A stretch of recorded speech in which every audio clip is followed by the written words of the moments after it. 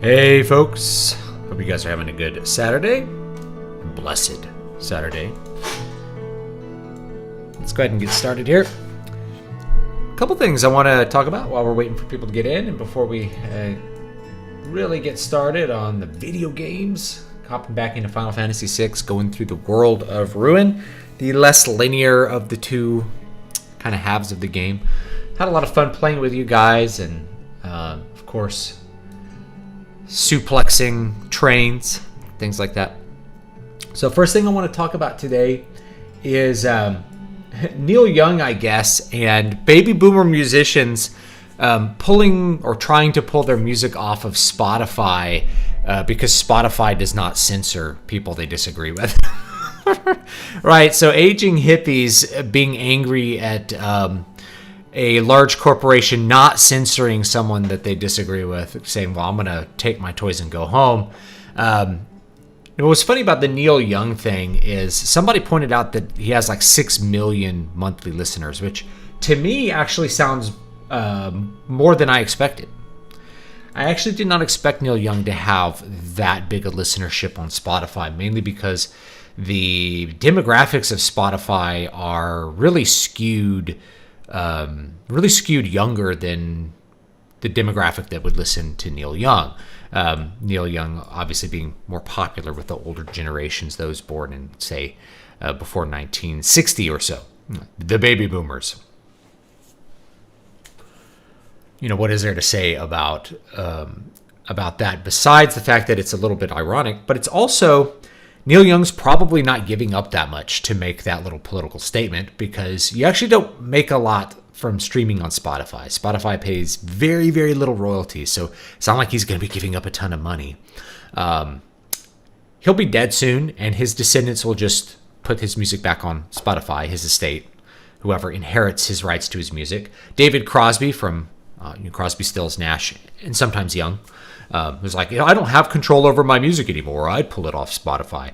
All these guys are selling their catalogs. They're cashing out their catalogs in some cases for like, hundreds of millions of dollars to large corporations, which is not that bad of an idea if you're already old. I mean, it's the typical baby boomer thing to do. Why give the rights to your descendants where you could cash out now and continue living a really excessive life?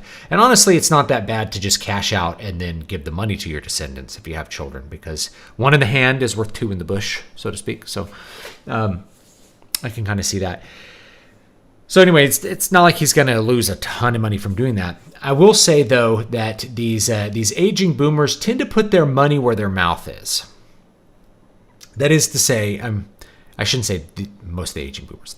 Neil Young put his money where his mouth is, which is to say, I refuse to break bread with people that are apostates or against my religion, which is his statist religion of scientism, and what he believes is somebody who is speaking, heresy against the cult of scientism.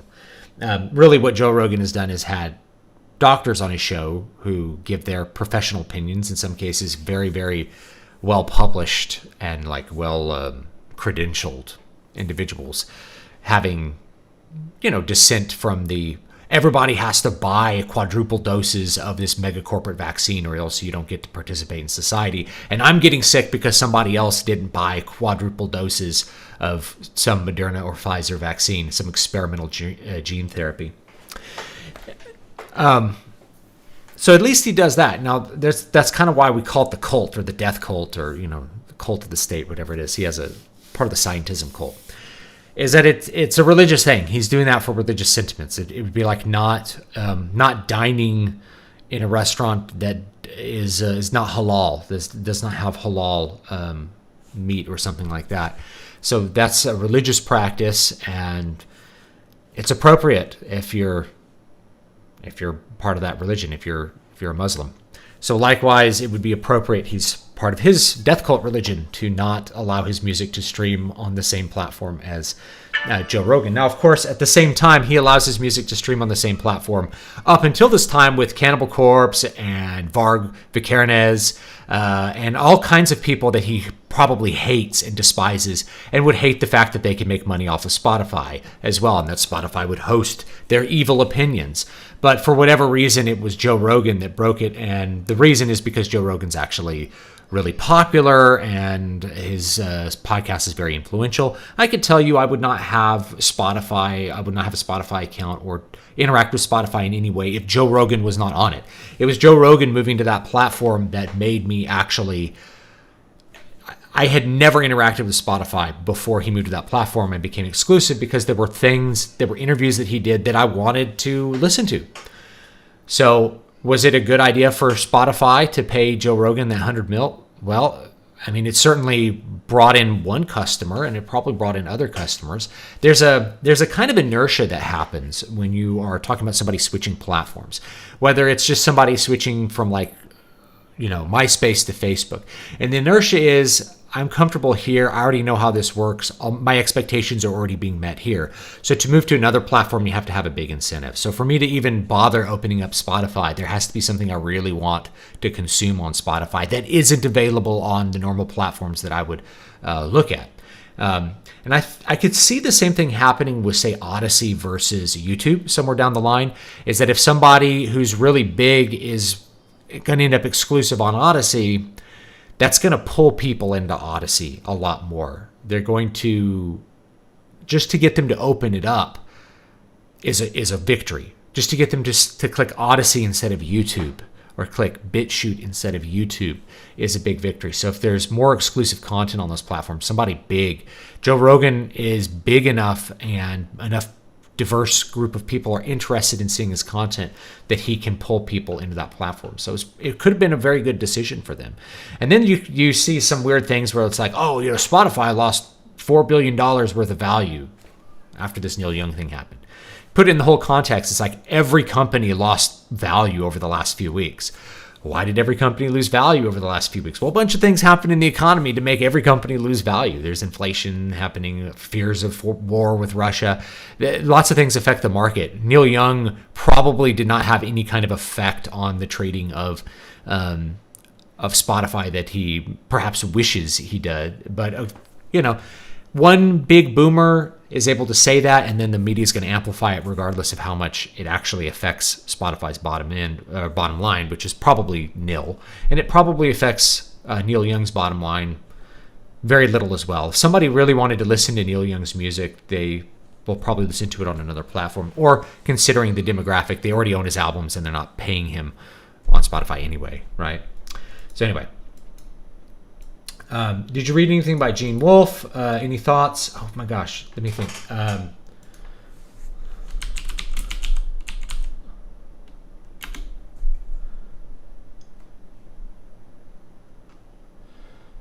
Oh man, he died 2 years ago.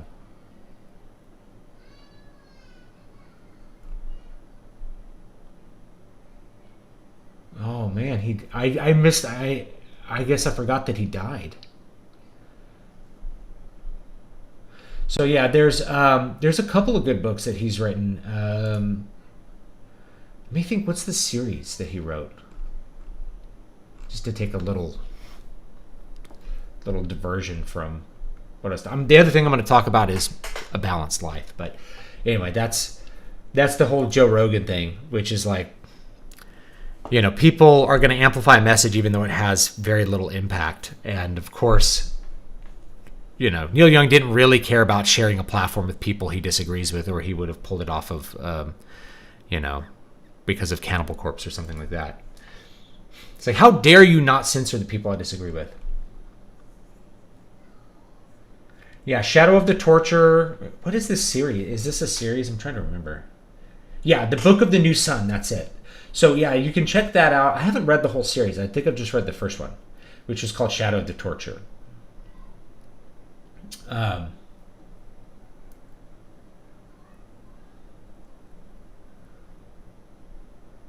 So yeah, you can check that out. They're good. I guess I missed that he died. I just got the most degenerate birth control ad for your stream. Weird. I watched all of it through though. It wasn't short either. Well, thanks for watching the ad, I guess. I wonder what that means, that it either you're really good at like blocking YouTube from knowing your preferences, and that's why it's serving you the ad. And sometimes I get that. I'm like, I could tell I've been using a VPN a lot because then I'll watch YouTube and then there's like an ad for intrauterine devices or something. It's like, who's this ad for? You know? Yeah, something like that. Did you read any? Yeah, so I read that first one. It's good. I didn't. How long ago was that? I don't know.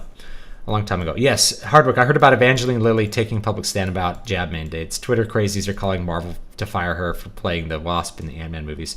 Well, maybe they should. That'd be good for her. You know, people have to be willing to be martyrs. So there's a difference between what Neil Young did and what Evangeline Lilly is doing, right? So Neil Young basically canceled himself and will not really suffer any kind of negative consequence for what he's done, right?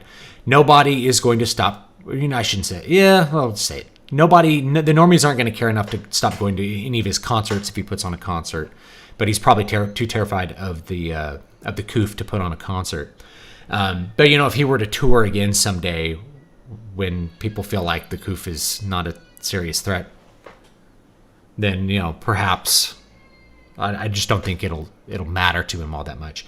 Whereas Evangeline Lilly, because she's an employee, because she's dependent upon a larger system to provide her money, and she's opposed to that system, she could lose her work and her livelihood, and therefore be a kind of a martyr. Not like I hate to compare it to actual like saintly martyrs, but basically is experiencing a public punishment for having her belief, for professing her beliefs, right?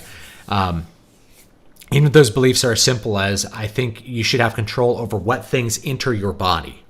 If you don't have control over what things enter your body, if you can't decide, I don't want a foreign object to penetrate my body, and that's not available to you, you don't really own your own self. Like, you don't really have any kind of self-ownership if that's off the table, right? If you can't decide what things you want to eat or not eat, and it's the right to say no. I don't want to eat that today. I don't want to eat pizza today. Well, you have to eat it. You have to shove this pizza in your mouth. I don't want that thing entering my body. You have to, or else you don't get to eat, or something like that.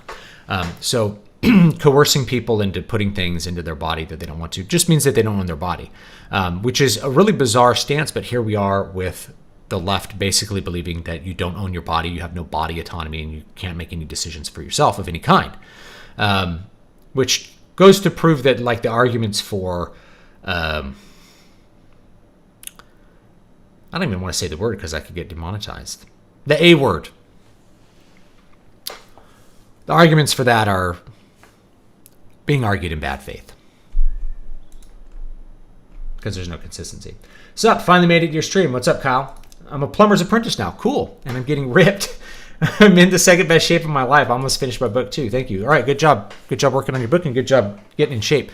Physical labor tends to affect your body, like functional work with your body, in a different way from simply lifting weights. Like, I lift weights, but I notice that the things which really stress my body are things like chopping wood or like lifting and carrying lots of things over and over again, doing that manual farm labor. Get you in better shape. It just, your body responds to it in different ways. So it actually makes me think of Jesus, because Christ, being the son of Joseph, foster son of Joseph was a builder, a carpenter. He probably engaged in a lot of manual labor in his youth, which means that he was probably in really good shape. He probably had a robust body because of the basic labor stress that he did as a younger man. And that's another thing about Christ just having a human experience, is that he did labor. He knew what it was like. He did not live simply as an aristocrat, but as the common man who does labor. But yeah, that labor, it actually makes you healthier. Like, work is good for your body to an extent. Like, if you get overworked, then you'll die, obviously. But that anti-fragile response to it. When I was a carpenter, I got, I graduated high school, and I think I was about 180 pounds. And within 3 months of hard manual labor working at a poultry company and being a carpenter, I had put on like 25 pounds of muscle. Like, I wasn't fat. I didn't like just pile on fat. I got like jacked. My arms got huge. and I got leaner, gaining like went over 200 pounds for the first time in my life. And that was like, I was not fat at all. It really like made me very strong. And I wasn't spending any time at the gym. I was just lifting heavy things and exerting my body 8 to 10 hours a day, every day for months. Got me in great shape. So I'm glad to hear that you're in good shape from doing it. And that's a good job too. You know, people, certain, let's call it like skilled craftsmen or like plumbers, for instance, or electricians. You don't think of them as being, as that being like a really high status job or something like that.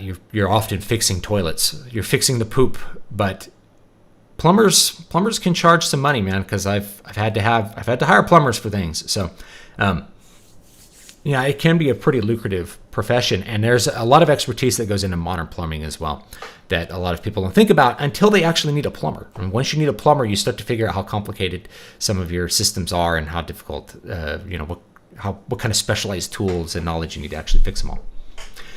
Bertie Sanders, what's your opinion on how Steven Erikson handles magic in Malazan? I like it. I'm a big fan of the Malazan Book of the Fallen. So he handles it in an interesting way. It's like it's an almost pagan view of it, right? There's these different warrens, which are kind of like realms, and then there's gods that are in control of those realms, and through those warrens, the magic flows. So when you conjure magic, you're basically opening up the power of that warren to like do some kind of spell. And you have guys like Quick Ben, who has like 7 souls and therefore 7 warrens, and therefore 7 times the power of like a normal mage.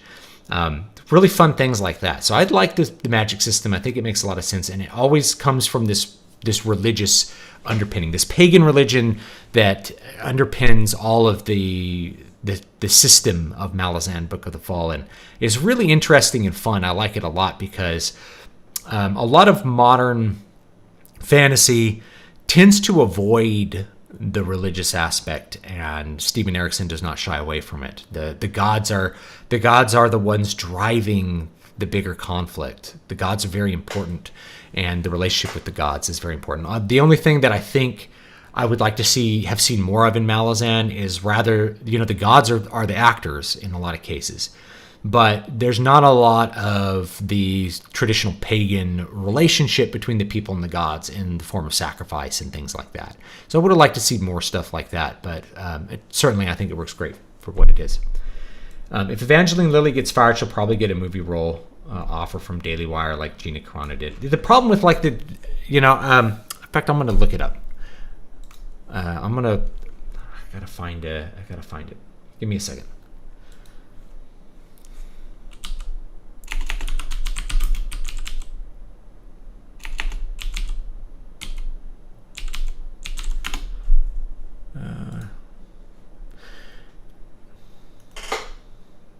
Here we go. I'm gonna find it real quick. So J.D. Cowan wrote a. Let me see if I can find the post. So I'll link it to you. So the problem with a lot of Christian media, and JD makes just an excellent point here, is that it emphasizes messages, and it emphasizes the fact that it is, conservative or Christian over the work itself, in a sense. So I'm not saying the Daily Wire always does that or something like that, but part of establishing the alternative is that the big mistake has been to establish the alternative with political messaging that's in agreement with the audience, like the pure flicks kind of thing. And this is really the opposite. It's not the opposite. It's just like in a different direction from what you actually want to do. Right? The idea that conservatives can't make art is stupid, right? Or that Christians can't make art. Go look at the Sistine Chapel.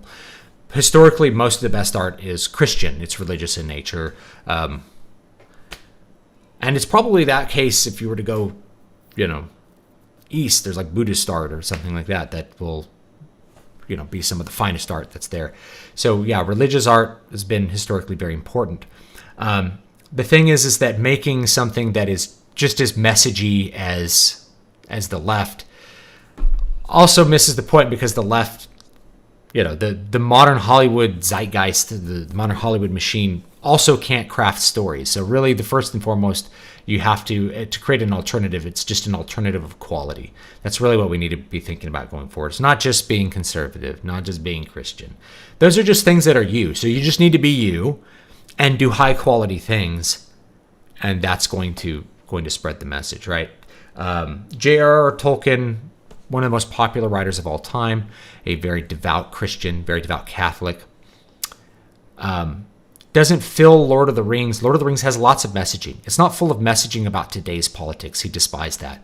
But rather, it's about bigger ideas that are more inherent to our soul. And I think, therefore, it's had a bigger impact as a result. There's far less barriers to go through it.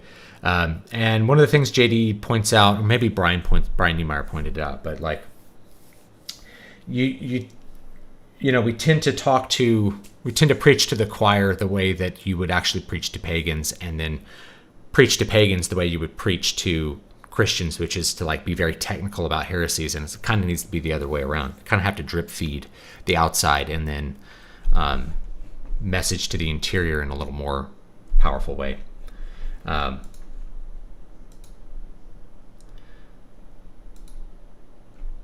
Yeah, Hollywood in the last 40 years used likable protagonists who took their far left stands for granted. Yeah, that's a pretty good way of putting it.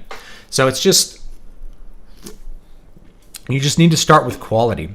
But like I said, the problem with the Daily Wire is that it markets itself as a political alternative. We need to have a quality alternative, not a political alternative. The political alternative arises from the quality alternative. The truth is that the Hollywood machine can't make good stories anymore. It's lost its creative drive. It's a new Sodom, and therefore it will be unable to produce anything that touches the soul. It can create things that inflame the soul in a lustful sense, but it can't create things that touch the soul in a spiritual sense. It's just lost that ability, and it's destroyed that ability from within. So any kind of alternative that comes from the outside that provides that will be better. Could be from the gaming industry. It could be that movies, because movies require such a different kind of infrastructure and distribution, and that's been so locked down for so long. Could be that it's games or something else that breaks that from the outside, or independent publishing does it too. So we'll see. Yeah, he preferred art and subtlety to allegory. Now, the thing is that Tolkien has actually written allegory. So if you read something like Leaf by Niggle is about himself and the journey of the soul through purgatory to heaven.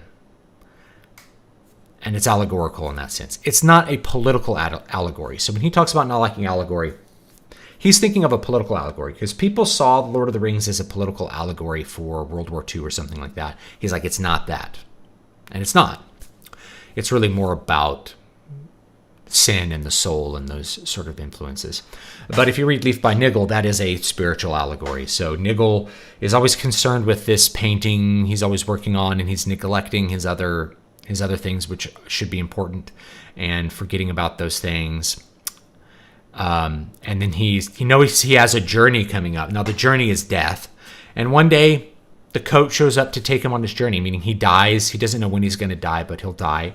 And when he dies, he leaves his work unfinished. And that is literally Tolkien. Tolkien died and left his work unfinished.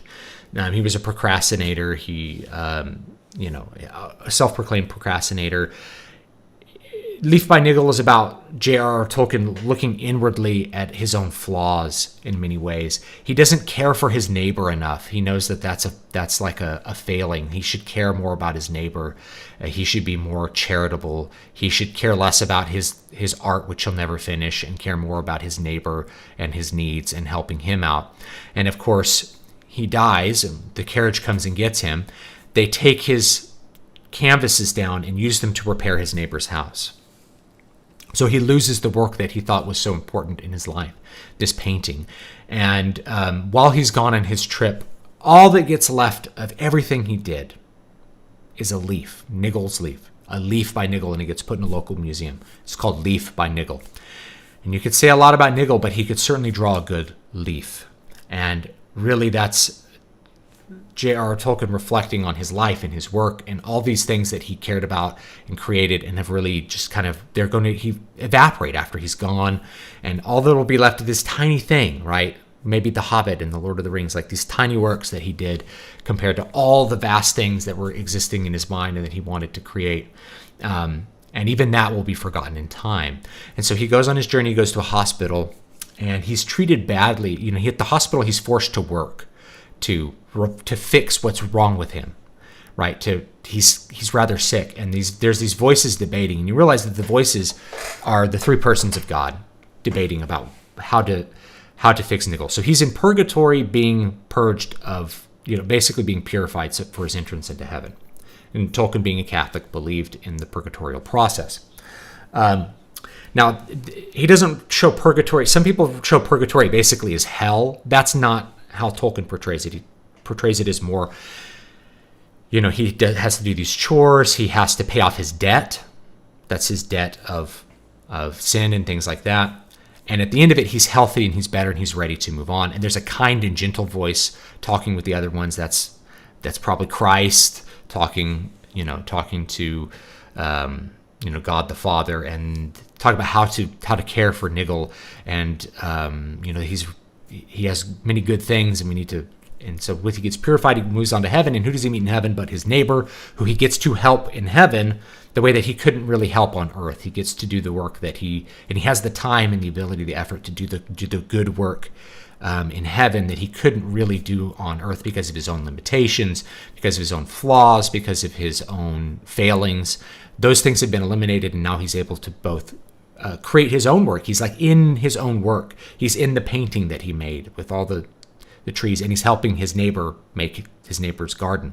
So really the two visions of him and his neighbor, the simple and the complex vision, are kind of united in heaven, and they both have the time and ability to work before they can perhaps move on to other things, other important work that they have to do in heaven. So Leaf by Nigel, just to get off on this tangent, Leaf by Nigel is a really, really good work by J.R.R. Tolkien. I recommend everybody read it. It is allegorical, but not political allegory. Rather, it's him creating an allegory about the journey of the soul and salvation and heaven and his own failings and how he views what he looks forward to past his own death. And that it's all kind of encapsulated. And he apparently had a deep knowledge over the limitations of his own life because those things came to pass. He couldn't finish his work. He couldn't publish the Silmarillion. And it was rather than his canvas being used to shore up his neighbor's house, he had a good son who was a great caretaker of his work and helped a lot of that come to fruition. So anyway, I recommend people go ahead and read that. Let's move on. Dostoyevsky was probably the greatest novelist ever. He wrote great stories, and he definitely didn't avoid messaging in his books. But I generally agree, subtle message is often the best message. There's a difference between the messages in Dostoyevsky, which are about they're moral lessons. He's not like messaging about some specific political modern issue. And the story is constructed to support and explore the moral messaging that's involved in Dostoyevsky. I need to reread some, like Crime and Punishment.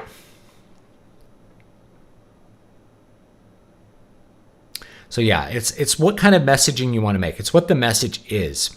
There's a difference between politics is about how you're going to arrange the political machine for like the good of the people or something like that. I'm trying to remember like a good exact definition.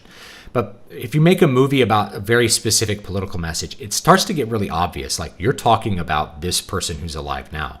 You're talking about this specific issue. You're not talking about evil. Like you're not dealing with the problem of evil, which is a very big philosophical problem.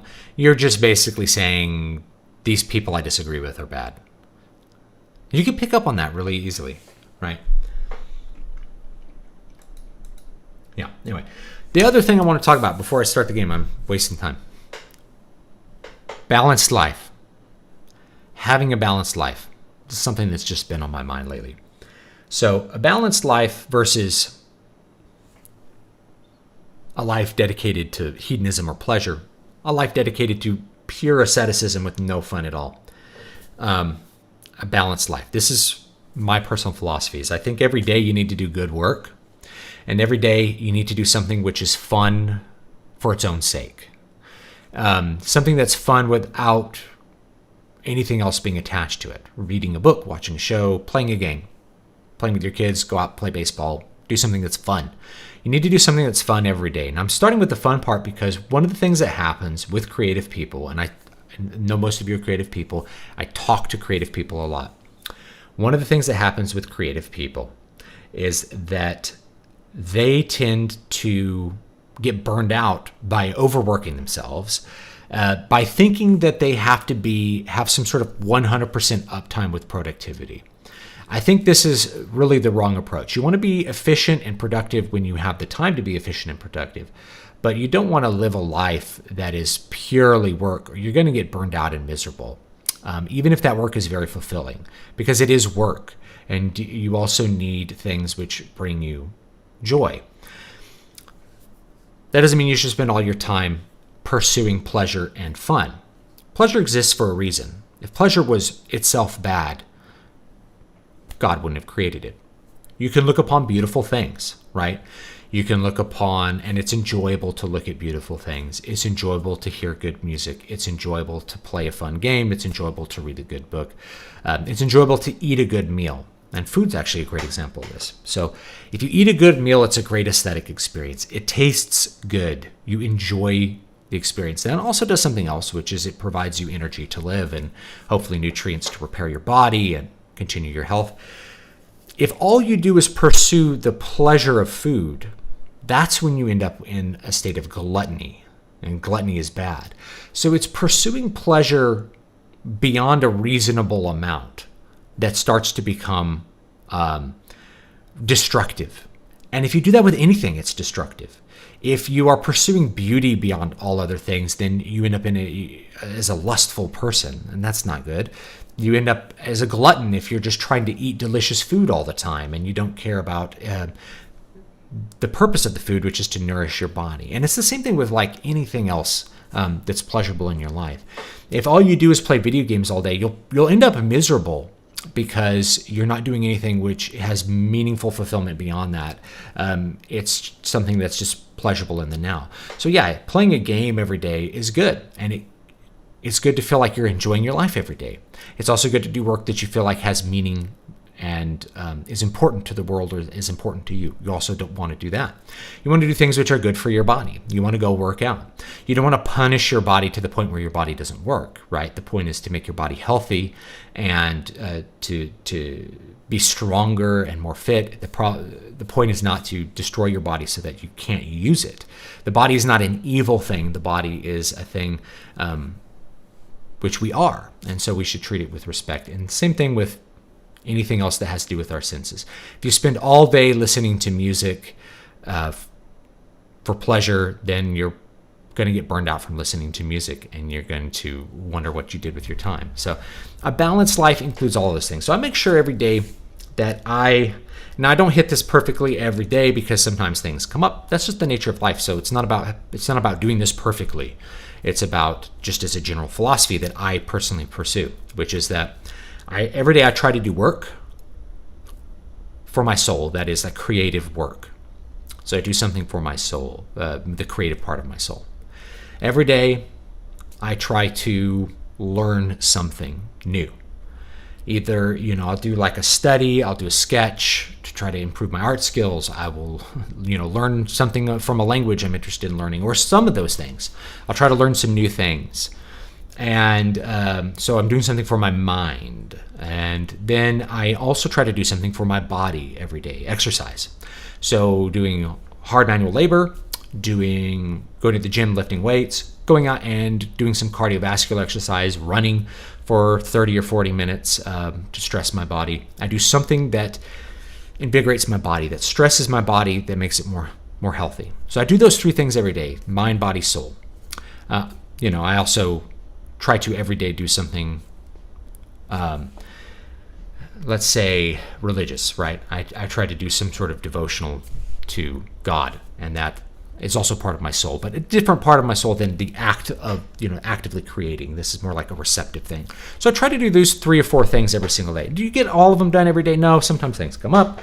Sometimes you're just imperfect with that. Sometimes it's real late and you haven't been able to exercise.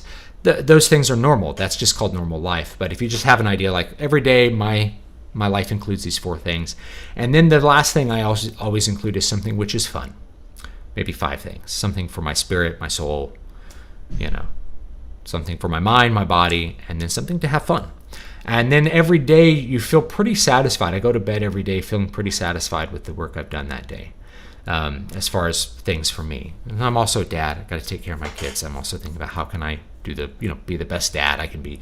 But anyway, if I have all those things included, then I don't feel like my life is wanting any given day. And I also trust my process. Work a little bit creatively every day. Eventually the product comes together and I can ship it and sell it and present it to people who care about it.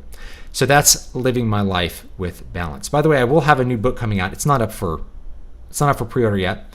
It's called Shadow and Smoke. It is Moonsong number 3. I just finished the cover. Let's show the preliminary cover if I can find it, and then I'll send out an email. Make sure you're on my mailing list, dvspress.com/list. I will send out an email that has all of that. Let's see, which one is this? Okay, yeah, I like these letters a little better. Okay, so while we're setting up the game, let me get this one over here. Got a new cover. Is that it? All right, here we go. A couple different colors. I figured out that Photoshop actually doesn't render really complex text correctly. So what I have to do is go back in, take a composite screenshot of it. You can do that in Photoshop, and then export that, and it will actually render the letters correctly. So anyway, here's 2 different little color schemes for the letters, which I like. I may do a couple of little tweaks with the color grading before I ship this, but this is more or less what it's going to look like. Another design that's similar to other ones I've done. Quick little bit. You have some humanizing elements. You have some auxiliary elements that tell you where you are. Notice you see a narrow city street, so this primarily takes place in a city. You get the idea of that.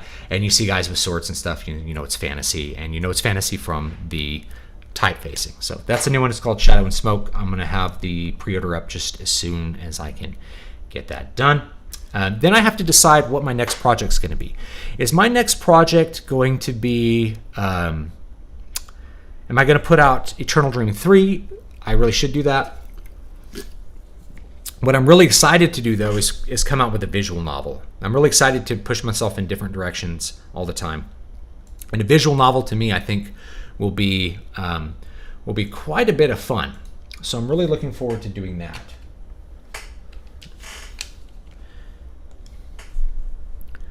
You guys can tell me, what do you think? It's cool to do a visual novel first? I might do like an experimental visual novel, or I might do like a full one. I don't know yet.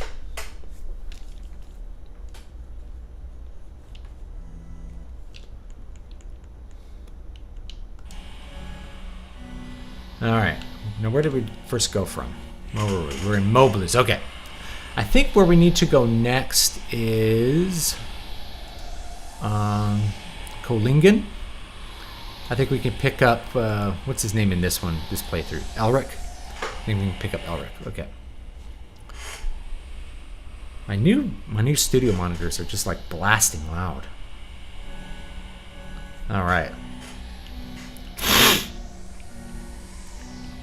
Okay, actually, yes. Zimamaru. I bought Visual Novel Creator. It's on sale on Steam. So if you're like me and you're like, maybe I want to try a visual novel, I want to do a video that just goes through some of the basic platforms. You can use RenP. It's a little more programming heavy. I know how to program basic stuff, so that's not a big deal to me.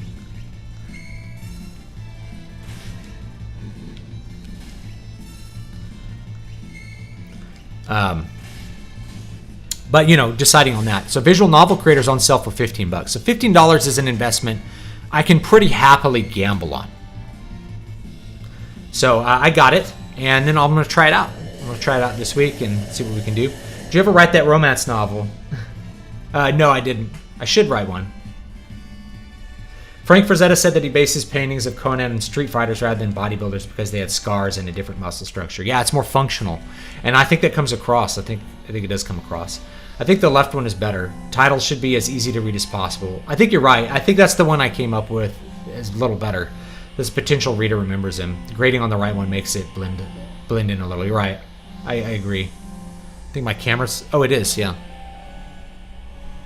There we go. You know, it's the angle of my monitor. I just turned off my monitor. One thing I didn't like about my current monitor is actually it doesn't have buttons that click. It has these buttons that are just touch buttons, and so you can just touch them accidentally all the time. I'll remember that for next time. I think the next monitor I'm gonna get is like a 4K monitor, just like a big 4K TV. I think that's gonna be the new harness. But I think I need to get a new video card that has like HDMI 2.1 on it to really drive it. So that would kind of suck to have to buy a new video card. If I could get like a RTX 3050, that would probably do. It's still $250. It's a lot of money, and I'm not made of money. I'm happy to gamble on a $15 piece of software, but not as happy to gamble with $250 for hardware.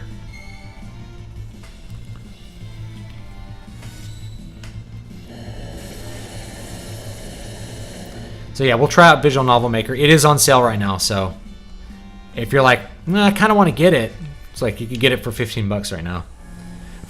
Are curved monitors a meme? They're great if they're... So here's the thing about curved monitors. I have 3 monitors in like an array around me. If you're doing curved monitors, it's basically like that, but it's more subtle across your visual space. So if you're sitting close to your monitors, curved monitors are awesome. They really are. I like them. Not just a meme. Buffalex.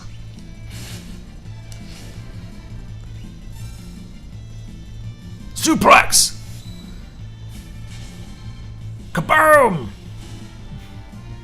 4 monitors. 1 for the body, 1 for the mind, 1 for the soul, and 1 for the Lord.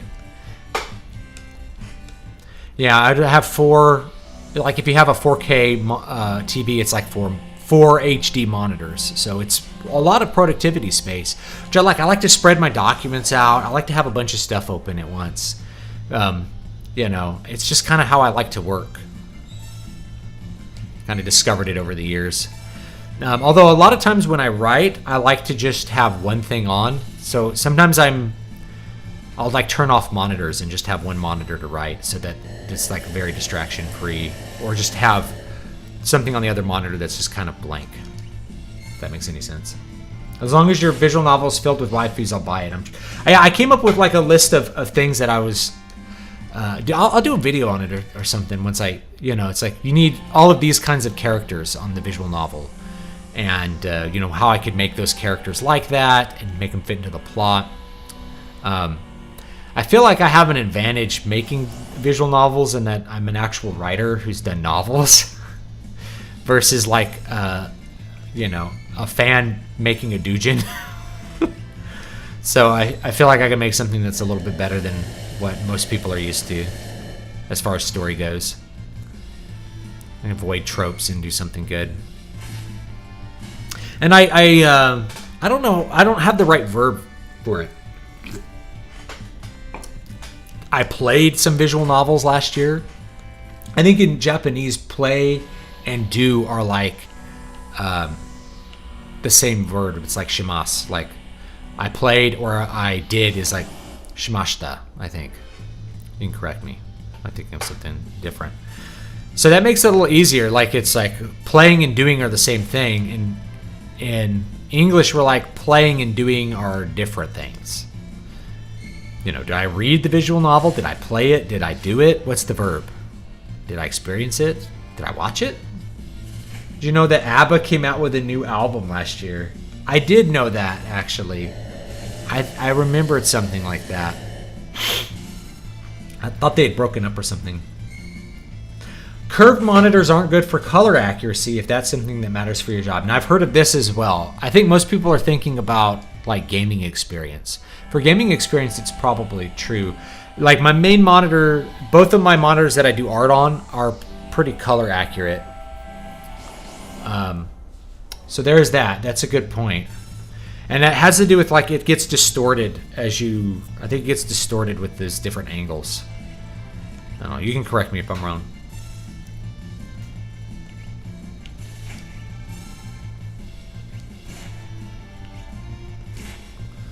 Bloompire.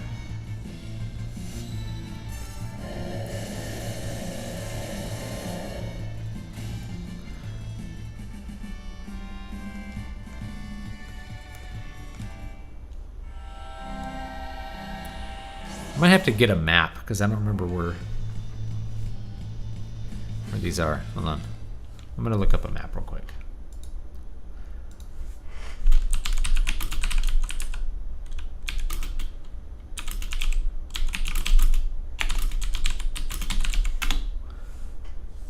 Let's see. To look at where I'm at.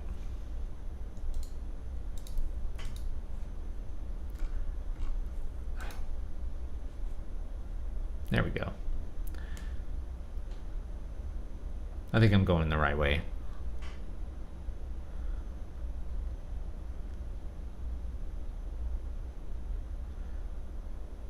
Yeah, I think I'm going the right way. All right.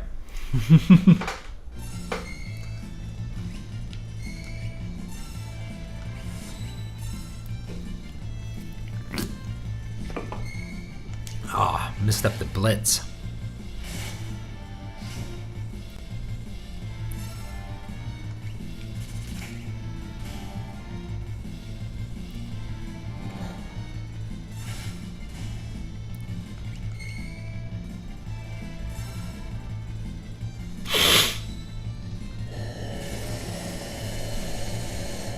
Is there a way to run a huge TV monitor without latency these days? Yes! I tried many years ago and the latency made any involved gameplay pretty terrible. So, I'll just tell you what TV I have in the other room. And this is like the new hot thing is to use this TV as a computer monitor. So it is an LG C1 OLED TV.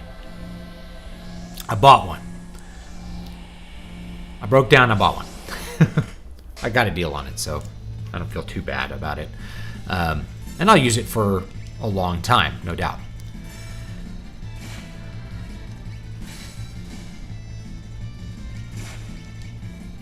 But you use like a 48, they have a 48-inch model, which is small enough you can use it as a desktop monitor. So you set it up. It has a low latency mode that's very good. It's not perfect, but it's low enough latency you definitely can use it for pretty much anything.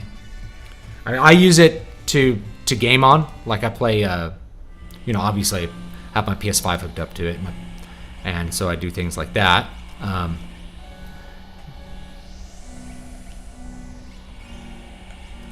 So that works.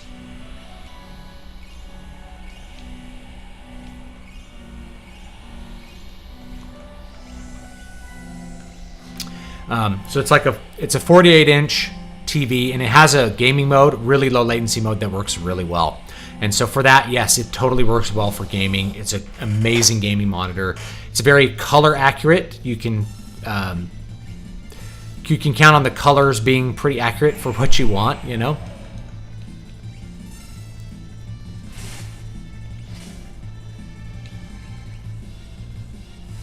Can he suplex the black dragon? Apparently not.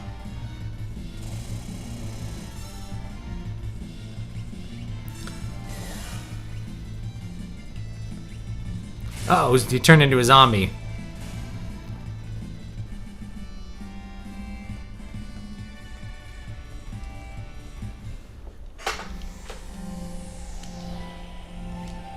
comes the... I'm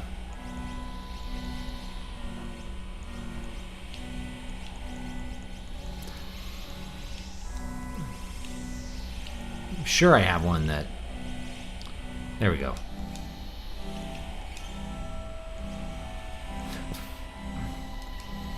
There we go. So anyway, it's a great monitor. It's pricey. I mean, it's like $1,000. But if you see other gaming monitors like the Samsung Q9 or whatever, that's like $2,000. You know, you get a full-size badass 4K TV. The problem with using it for productivity is that if you got to hide your taskbar because you'll get burn-in. So you really have to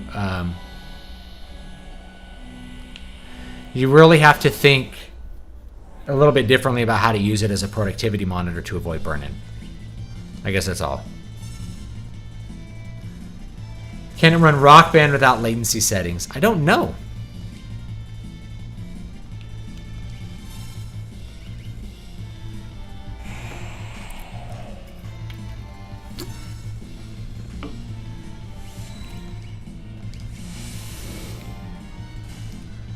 Have you heard of Water Dojo?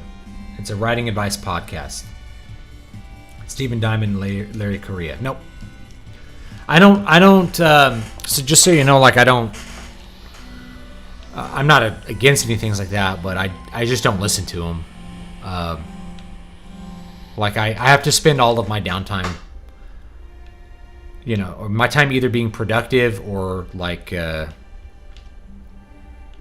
know, doing something fun. So I don't listen to a lot of like writers' podcasts. Usually in fact, I just don't listen to podcasts that much unless it's like something really interesting for that one show.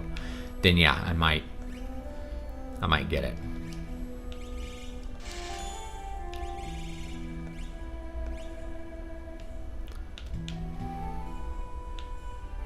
Wait, am I in the right place? I've been here before.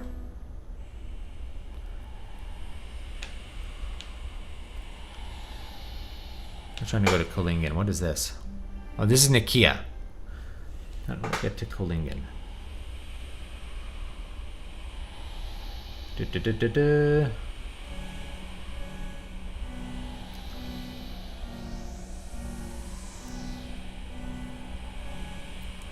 Oh, I need to go back. I need to go back to Figaro, I think. You know, it's probably a good podcast. I don't listen to a lot of podcasts. A lot of times I'll look up a video to solve a specific problem, like with design or something like that, or, you know, but I don't tend to listen to a lot of podcasts. So me listening to it or not listening to it is not anything. I just don't listen to that stuff a lot. Oops. Here we go. Hop aboard.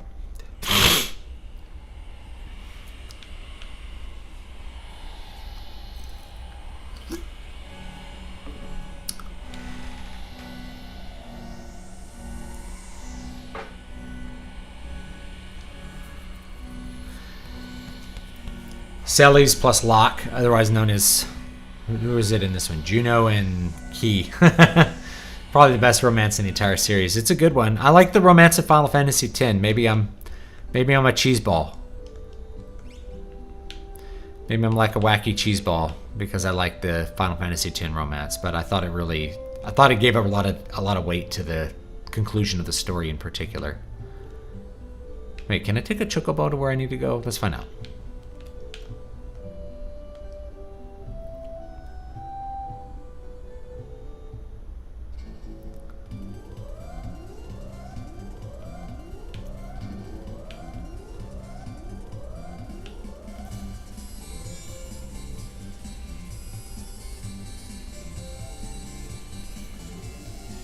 I actually missed a treasure at this castle. So I think thought there was a way to go here. Thought there was something here.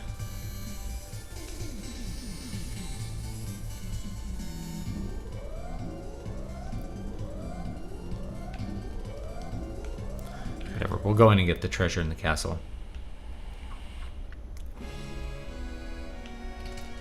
I think it's down in by the engine room.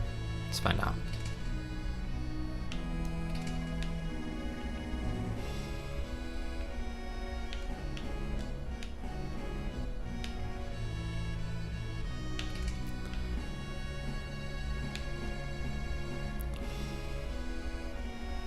Bum bum bum bum. Yeah, stay at the end.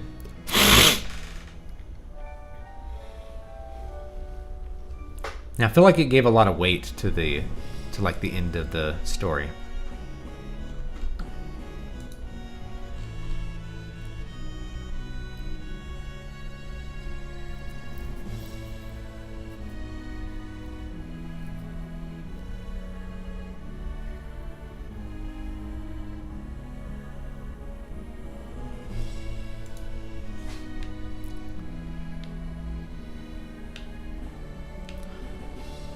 This way.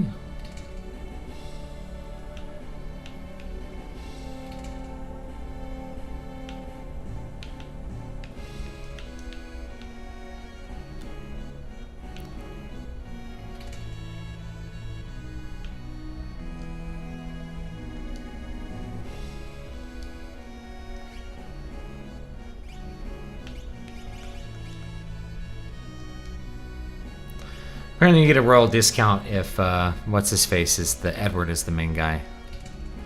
Let's see. No. Zidane and Garnet, it's really good too. I like both of those. That's a good point. I just think the romance of Final Fantasy X, when the story concludes, there's a lot of weight there, I felt like. Am I going the wrong way? Where's this engine? Let's find out. Yeah, Final Fantasy Tactics didn't have any romance. I don't think you have to have romance in a story, by the way. I don't think it's necessary. I think it makes a good B story. And that's how it's mostly used in these games. But I don't think you need a romance. Some people are like, gotta have a romance. Nah, I don't think it's necessary. But, you know, it depends. It really depends on what kind of story you're writing. It was probably down these stairs. Yes, it was. Dang it. I'm silly.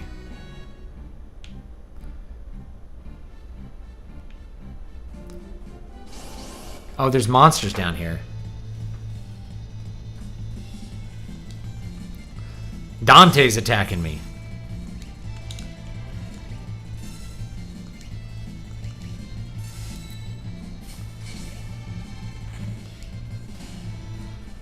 Alright, we'll go through. Yeah, I like Zidane and Garnet. I also like, Final Fantasy IX also has, what's his face? The Knight. Who am I thinking of? Like, why is his name slipping in my mind? And the General.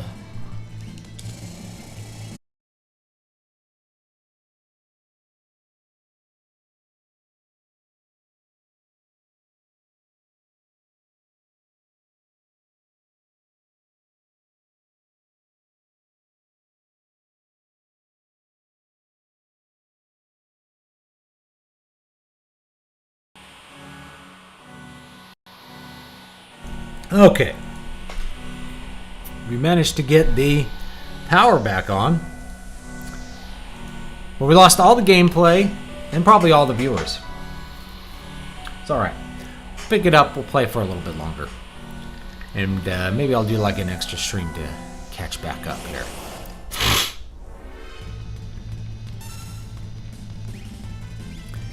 No, we gotta do it all again.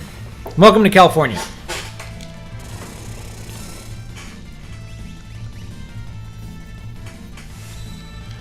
Welcome to California, where the lights turn off sometimes. This actually is like way out of season for like rolling power outages. We usually get that during summer. They'll just turn off, like when it gets really hot, they turn off the power so you can't run the AC, which is inhumane when you think about it. But because their little power transformers will explode.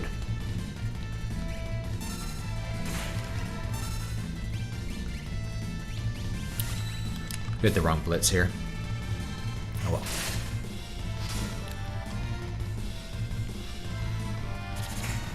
Well, thanks for hanging in there for a few minutes.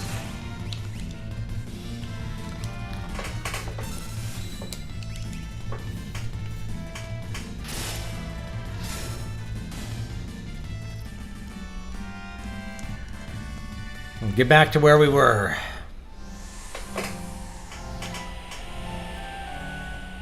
Yeah, you never know how long the lights are going to stay off here.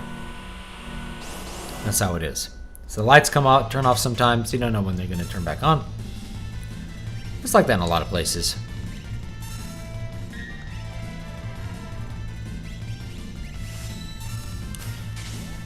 Generally, we don't get this kind of thing until it's like summer.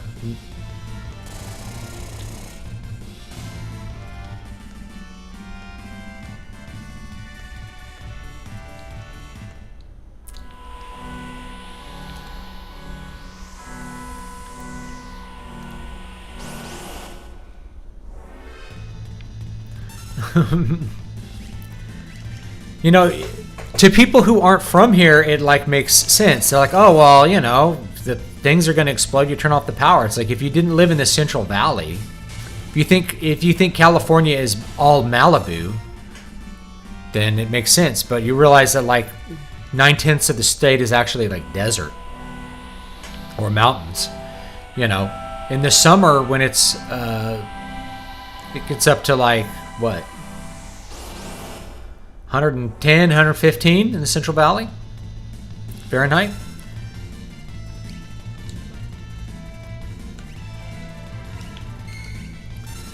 It's actually like you can kill people turning off the AC, because a lot of modern houses are not built to like really withstand the heat.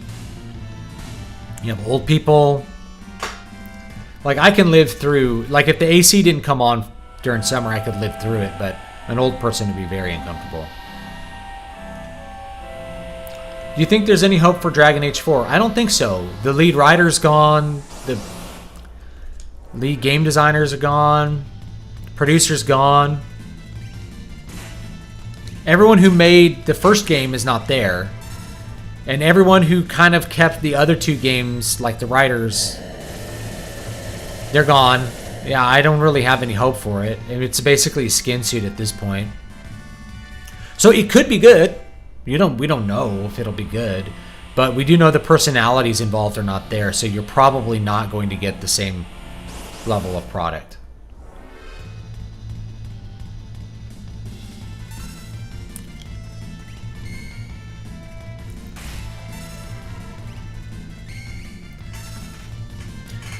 California did not drain water from the surrounding states and pump it in.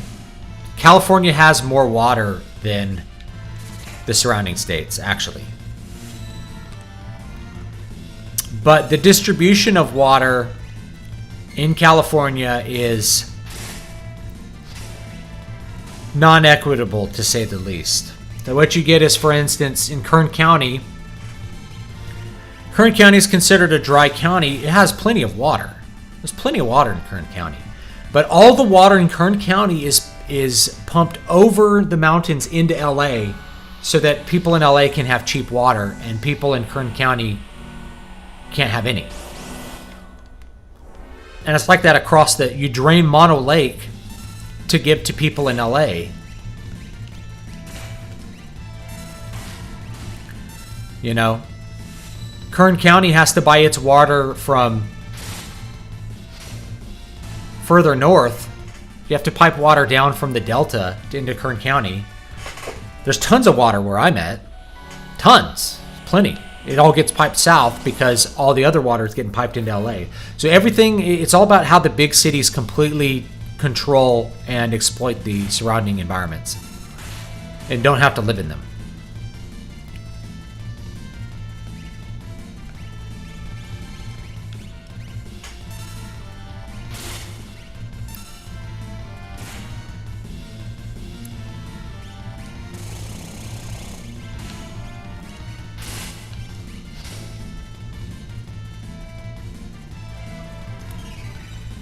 Yep, same thing happened in Stockton.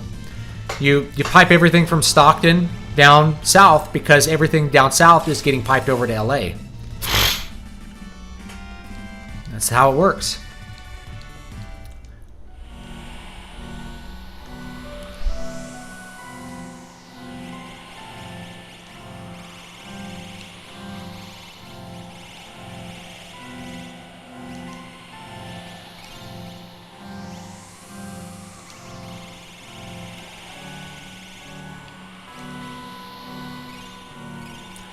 So, I'll tell you what comes from California is basically all the world's almonds and pistachios.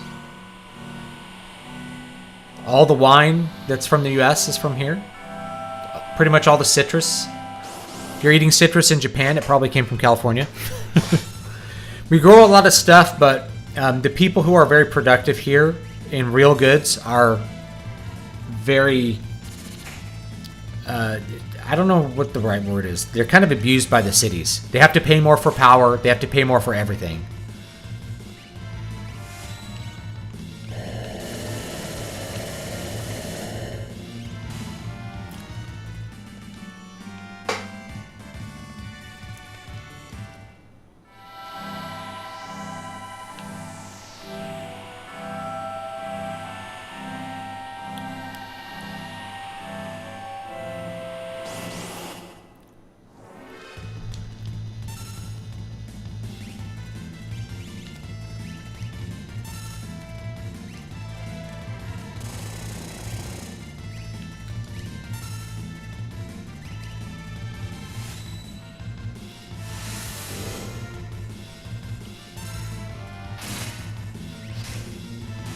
There we go.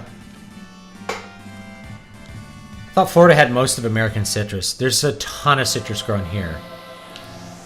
You might be right about Florida. Where I live, it's like all the almonds in the world are pretty much grown where I live right now. Where I might move though. Have to get out of here. It's just like as far as having any kind of personal rights, it's getting like really untenable here. No body autonomy, no property rights.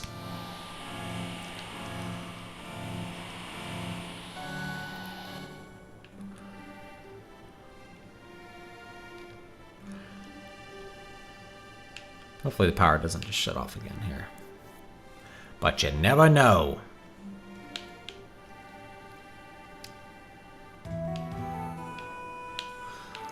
Worked at a produce store in northwest Montana and confirmed that most all our fruit came from California or Washington.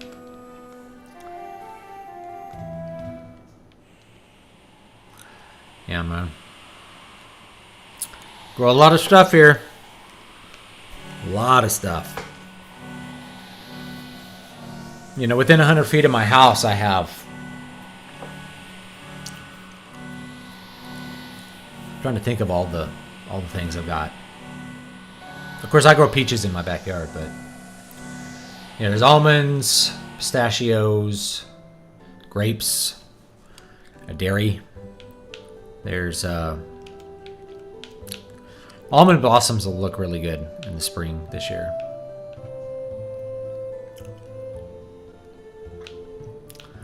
I'm running a chocobo.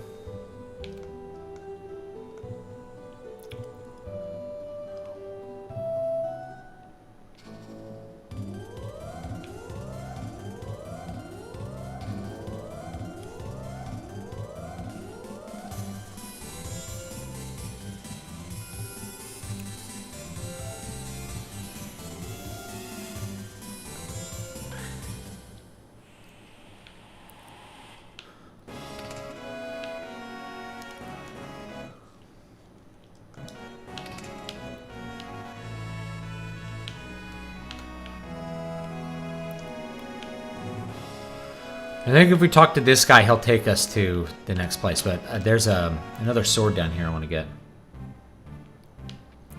10% of California's water spent on almond production. I've heard that, but I don't really believe it.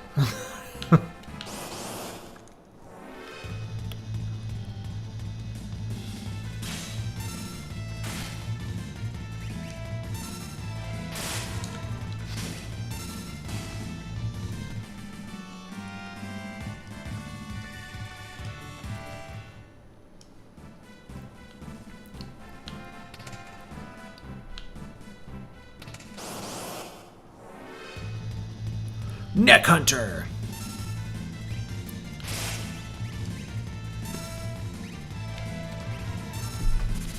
What's your stance on pineapple pizza? I don't like pizza, so I really don't like So I don't like pineapples, and I don't like pizza, really. I'm not a big fan of pizza. If you put pineapples on pizza, it's, like, intolerable.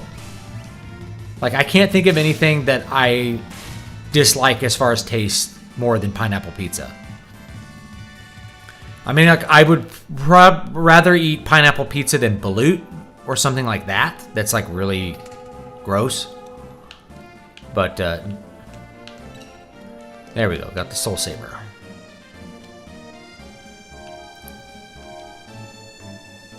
Yeah, unknowingly infecting a person with AIDS is not criminal in the state of California. That is true. Apparently, you've never heard of bug chasing parties. They're a thing here. If you don't know what bug chasing and gift giving is, go ahead and Google it and have fun going down that rabbit hole. I don't like pizza. I don't like it. It's not for me. I'm allowed to not like things. I will very occasionally eat pizza, but I usually don't like it.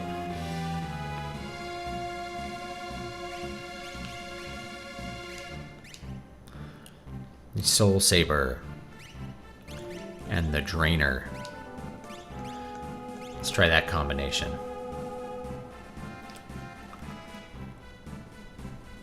Yep. California, you can look up bug chasing. Just go look it up. Have fun with that.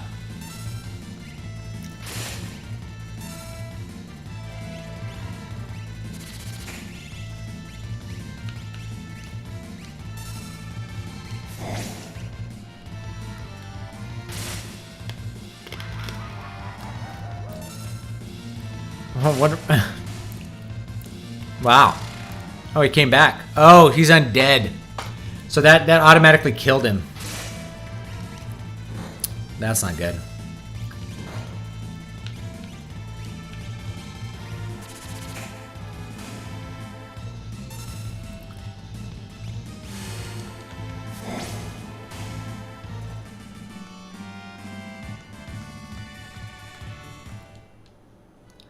Yeah, bug chasing is when you try to get somebody to infect you with HIV. And gift giving is when you give people HIV.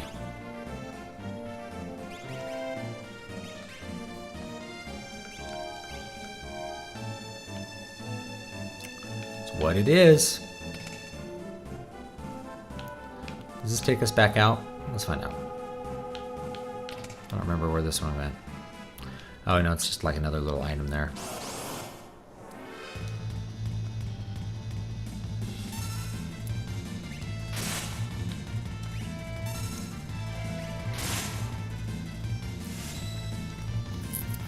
Well, this will be fun.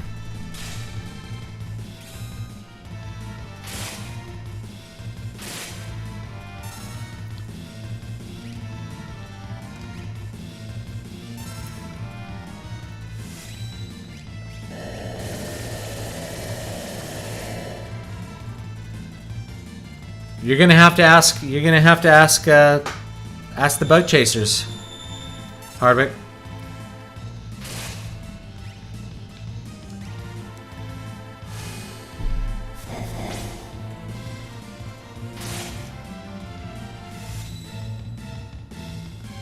I keep missing this blitz input.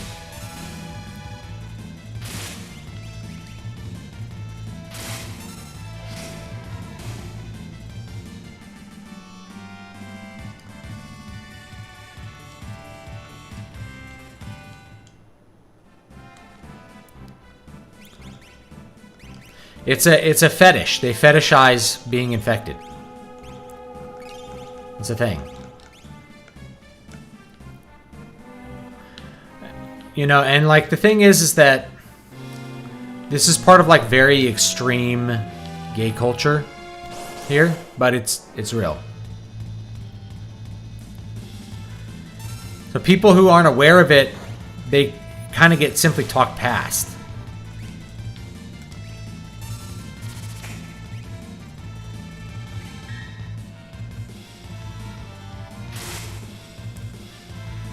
And they just miss what's going on.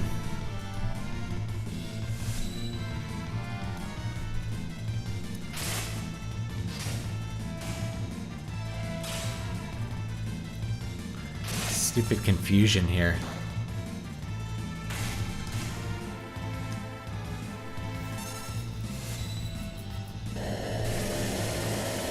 You can look up videos on it. They have interviews with people. They'll tell you what's up.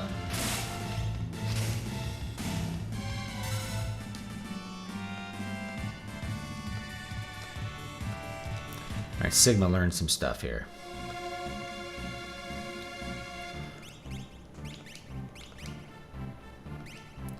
Let's see what does he have on? He has Unicorn right now. Alright, he knows all the Unicorn.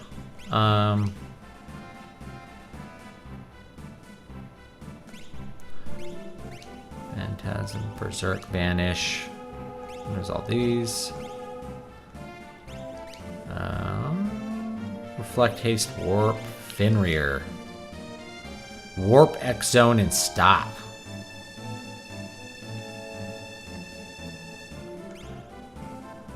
Fenrir is pretty cool, looks like. I think Shote has some Bio Break and Doom. We'll do that for now. He has Ifrit. Doesn't know Drain yet.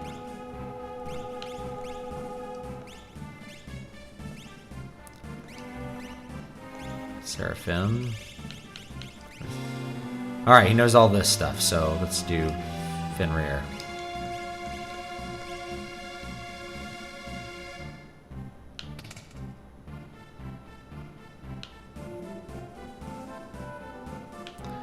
Alright. We got everything we need here, I think.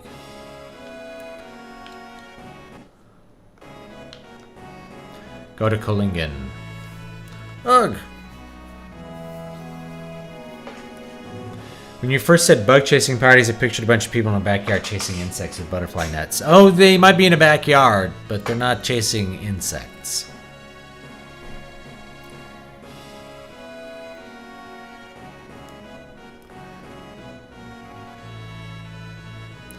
You know, if people, and the thing is that there's so many antiretrovirals and stuff now that people take for HIV that a lot of people view it as not a, you know, if you were raised in the 90s, you viewed it as a death sentence because all these people were dying of it, you know?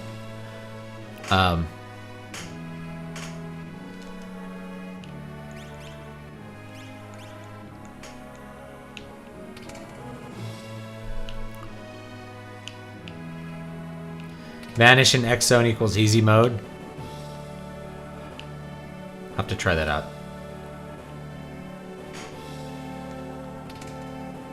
And all these people were dying of it, but now, like, they just view it as like, oh, you know, it's just another thing they like fetishize. I think I have all these. Okay.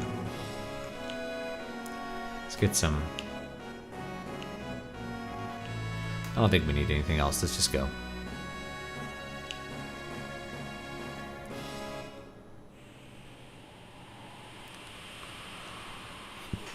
Check my little map here.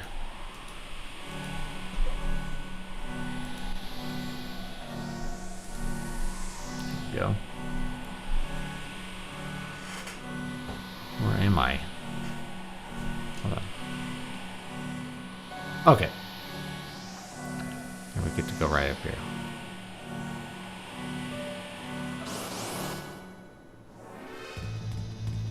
Harpy!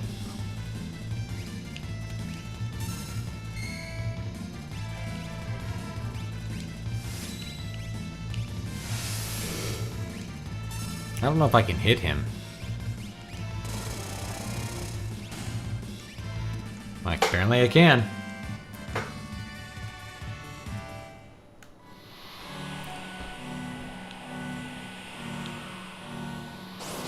The problem with the AIDS epidemic is that if you look back on it, what they told us back in the 90s was like, we were really in danger, you know? That like there was this heterosexual AIDS epidemic. It turns out it was still mostly just intravenous drug users and and gay men. But they wanted to like scare people up, so they donate to like research, because they thought that no one would ever care about other human beings that weren't like them. You know, and the truth is that, ooh, here we go, a little flashback here. You know, it's a very preventable disease for most people.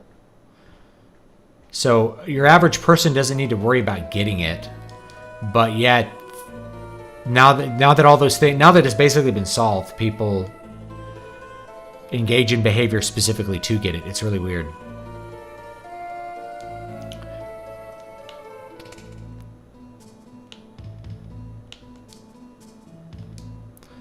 Take a rest.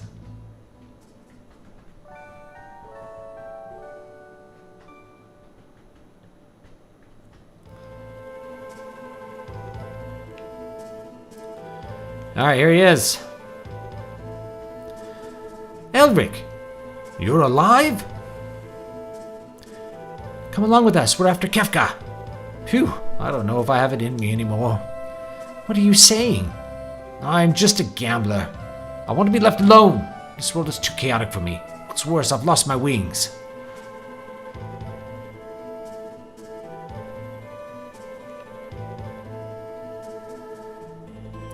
But before the world collapsed, you fought with all your heart. You were absolutely fearless. That was then. We could never have that world back. I didn't speak about Microsoft buying Activision. Maybe I talked about it last week. I don't know. Do you think it's a monopoly? It's not a monopoly, no. Or do we still have enough diversity? We have tons of diversity in the gaming industry still, but Microsoft is in it to win. They're going to win by buying up the IPs that are valuable. You want to live in this world as it is? No? Then do something about it.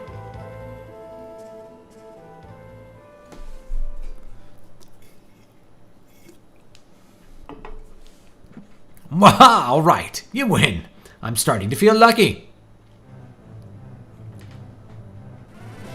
I remember acid rain, the ozone layer. There was also global cooling. They didn't lie about AIDS in Africa. It's a big deal in Africa. There's like places in South Africa where it's like everyone has it. It's a big problem in Africa, but you know, people were like deathly afraid of catching it in the 90s, and it was really unlikely for anybody that was not a promiscuous gay male living like that more promiscuous kind of lifestyle, that the Castro Street lifestyle in San Francisco, or an intravenous drug user. You were not going to get the virus, but you know, that doesn't scare up research money. We're going to get us another one. Airship, that is.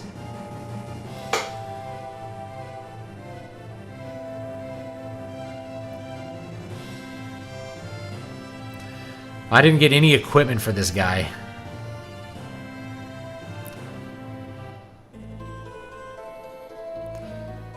Oh, he's showing us where it is. Okay. I need to buy some equipment. Heard your conversation. I too still have faith in this world. The coming ice age of 2000.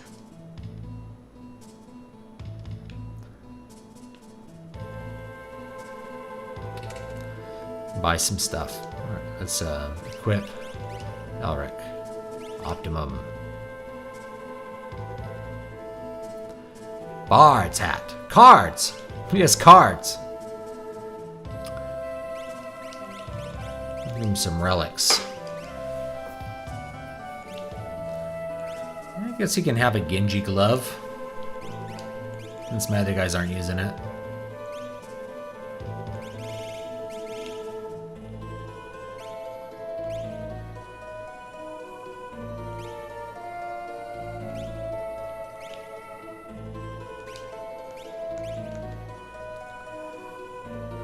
The ozone scare. Yeah, remember that.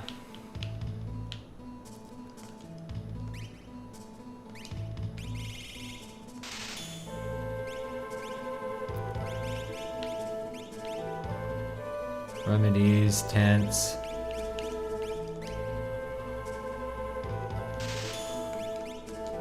lot of those. I don't use them too much. Diamond shield. Looks pretty good. Bard's hat. Diamond helm.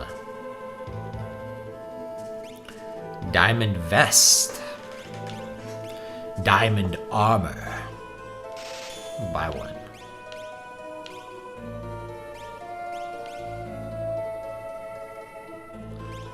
Alright.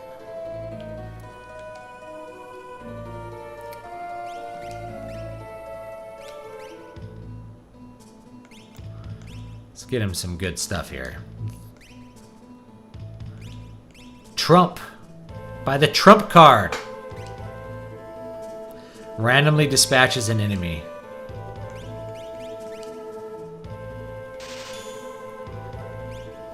The enhancer.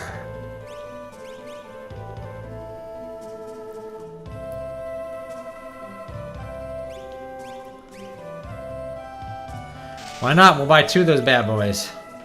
We got plenty of money. Double trumps. I wonder if they let you attack from the back row.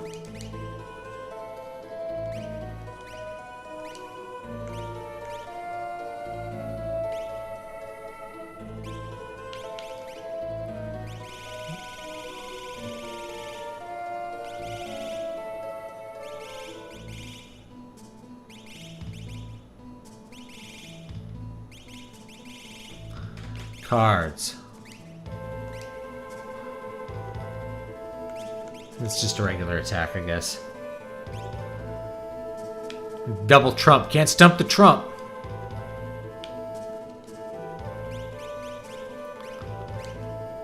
Diamond armor.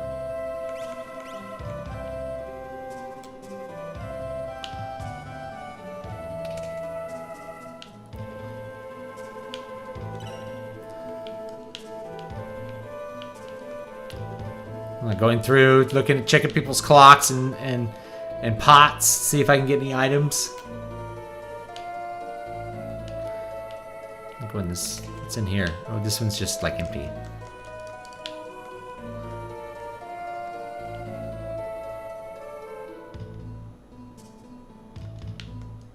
It's as if the plants have lost their will to live. We planted some seeds, but nothing's growing. Can I get into this? How do I get into that?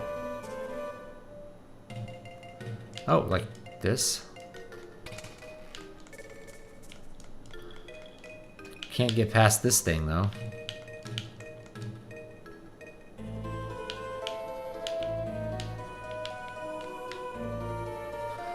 And there's another bridge down here. Yeah, here we go. Let's see what's in here.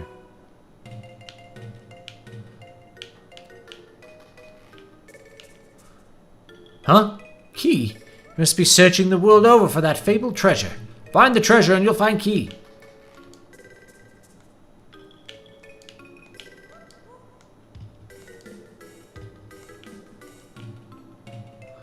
Alright. Gotta get our airship now.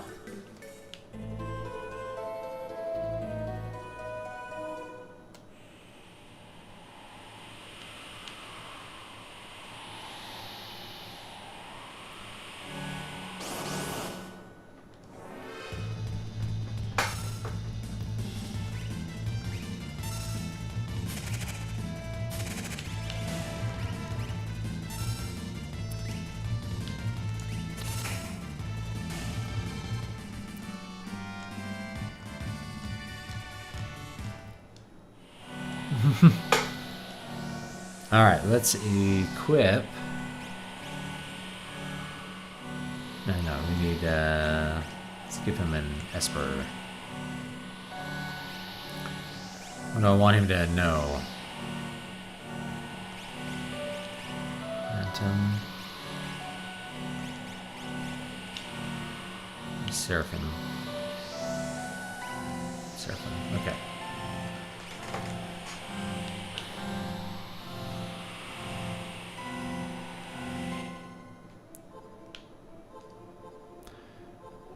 This person, she was your friend? Yeah, she was a piece of work. Nothing scared her.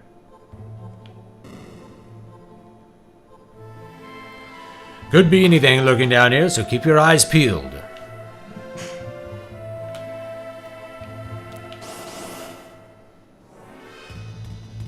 Osteosaur. He's a bone. Look at this guy. He's cool. Slot. What does this do? We got 3 chocobos.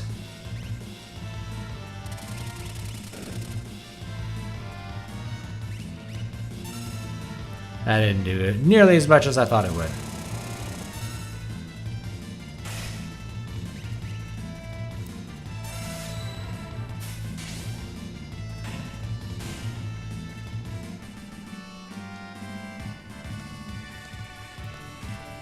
There we go.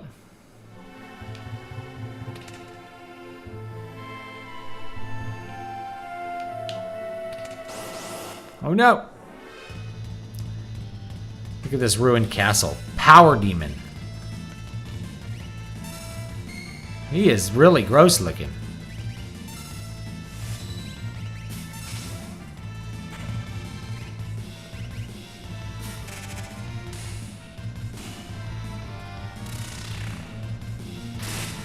Oh, this is... The trump cards have auto kill. So if you auto kill the undead, it just like brings them back to life. That's unfortunate. This tombstone is blank. Carve something? Nothing appropriate comes to mind. Okay. Oh, thank you for the super chat. I remember watching the Captain Planet AIDS episode, but as a kid I couldn't comprehend it. I thought you could get AIDS from a water fountain. Yeah, they don't really explain that it's from, you know, very specific adult things.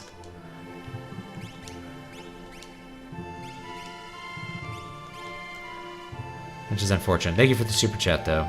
They didn't explain a lot of stuff, but they made everybody afraid of acid rain.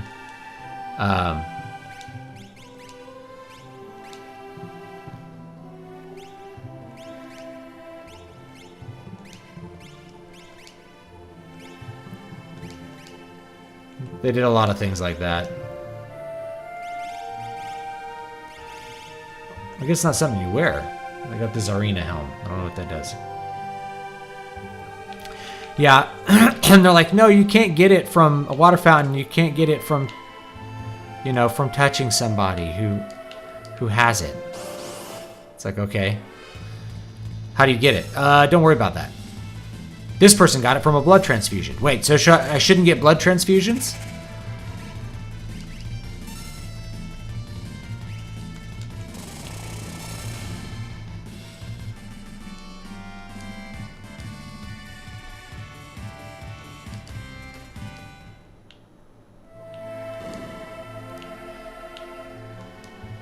Remember they had a thing that was like, this is the last oasis on Earth.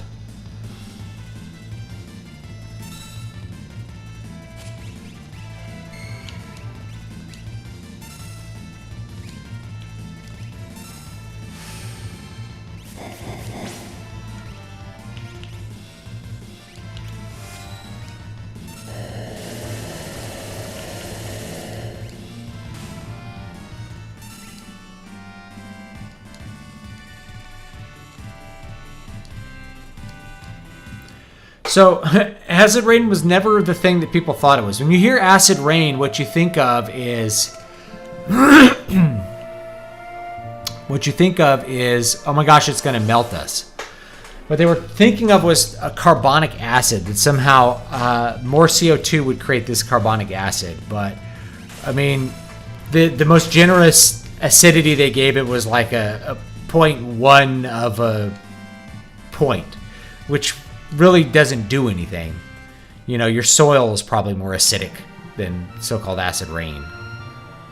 It was just it's a whole nothing. You know, we thought the whole environment would collapse, you know, by the time we were 30, let's say. We're like, by the time you're 30, the whole world will be a desert and everything will be completely... All the cities will be underwater. Not really.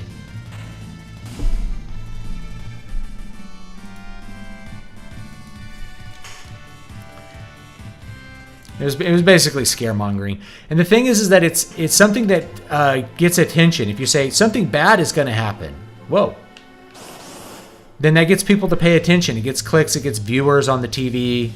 You know, back then it wasn't about clicks. It was about, you know, viewers. So that's really what they were going for.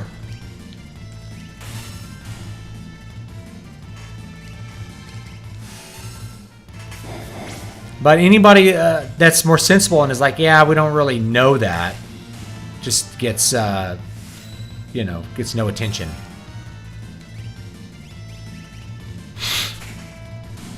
Yeah, Ted Turner took an active role. Jared's right. He took an active role in creating Captain Planet in order to indoctrinate kids into his religion, which is environmentalism. All right, we raise the water level. Is it fair to assume all charities are scams? No, it's not fair to assume that, especially when you notice how they're trying to emotionally manipulate you. I'm far too cynical to trust any charity. Not all charities are scams, but a lot of them are trying to make you feel something so that you'll give money. That is true. In some cases, you probably should feel something.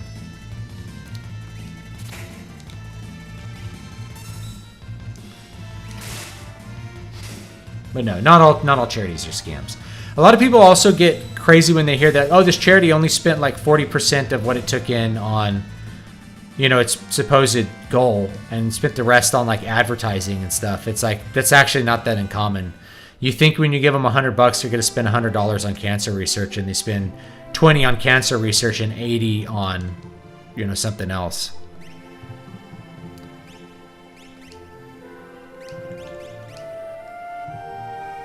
Genji helmet. That's pretty good. I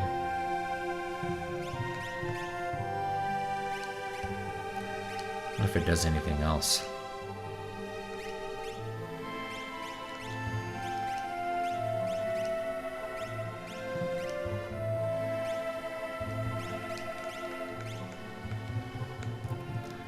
Yeah. Well, a cult is a religion. A cult, I mean, we can get into cults are parts of religion, for sure. The ancient world was full of cults. They were still religious. Nowadays, what people tend to think of as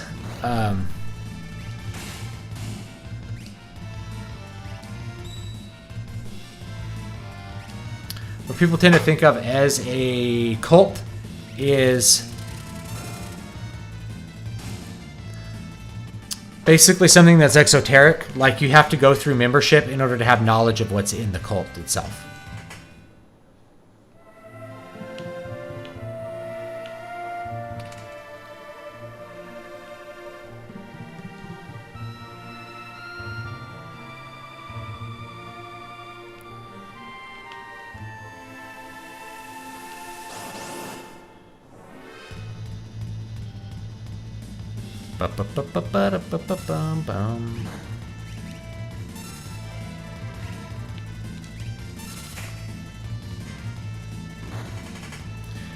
Not necessarily about the cult leader. That's not a historic definition of cults. I mean, like, the modern idea of cults is that they're, you know, it's primarily about the esotericism. Like, you go through different levels to gain the knowledge of it, of what's in it. You know, but historically a cult was something dedicated to a specific god with its Ira, Xi. CNN was always propaganda. The news has always been propaganda. It's been propaganda for 100 years. Let's see what the diamonds do. Oh, we got a zombie here.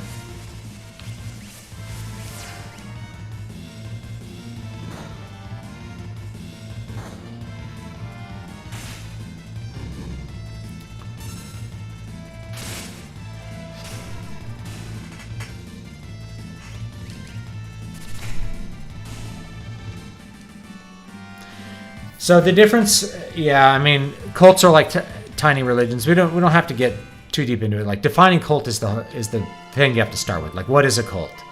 Is a cult a religion? Is a cult something that has to do with esoteric practices? That's really the historic idea of a cult. Like, if you were part of the cult of Dionysus in the ancient days, you'd have these secret. What's he got? No, we need the revivify. You'd have these, secret practices you would do. You go out in the forest and do these weird things like that. And outsiders weren't supposed to know about it. That's what a cult really was. I don't have like a good, short, succinct definition of that, but you can think of it as an esoteric religion that's... Yeah, an esoteric religion. Wet. Dilro.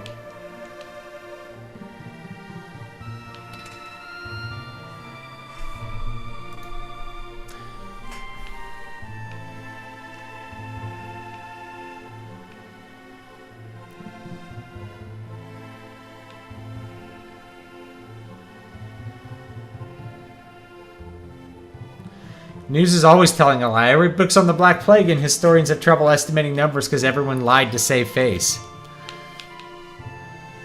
That's a good point.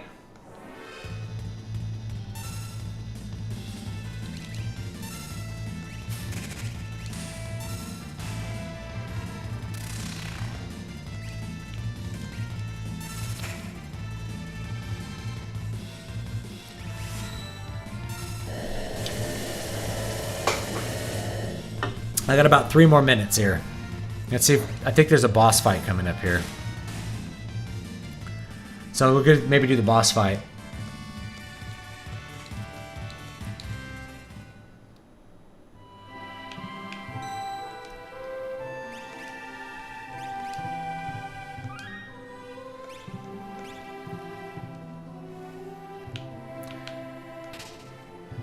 Monster in the box. Oh no!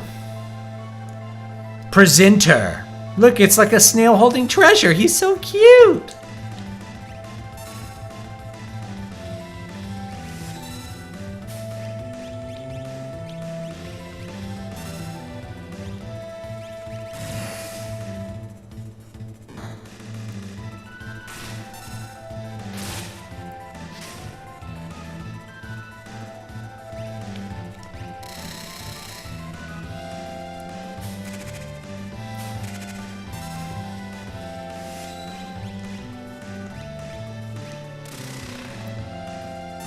Oh, he went into a shell. Oh, and he's going to cast an earthquake.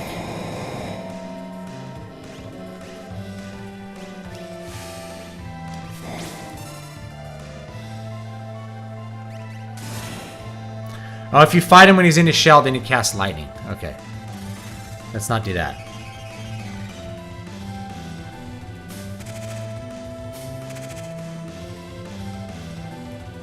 Yeah, he casts magic and stuff.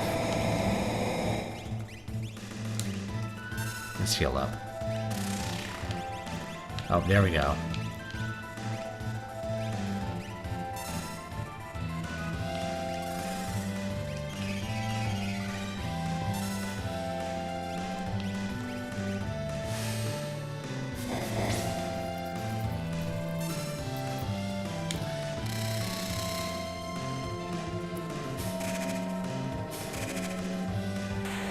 There we go.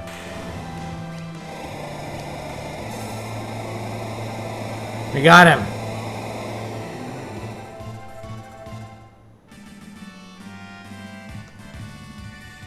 Dragon Claw. Sweet.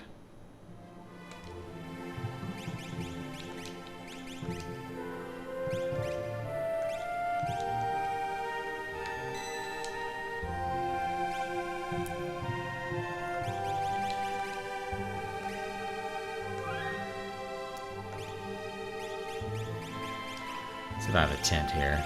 Let's use a tent real quick.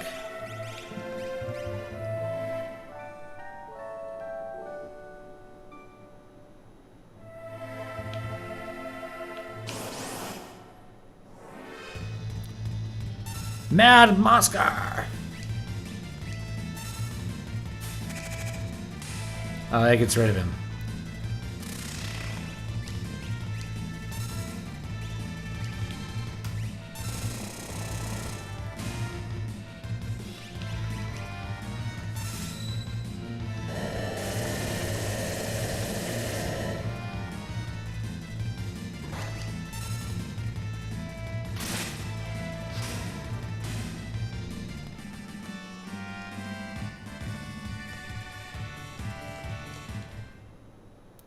Where are the Blood Guard when you need them? Maneater.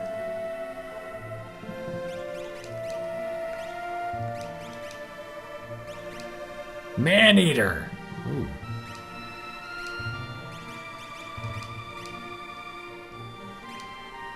I wonder what the Maneater does. Looks cool though.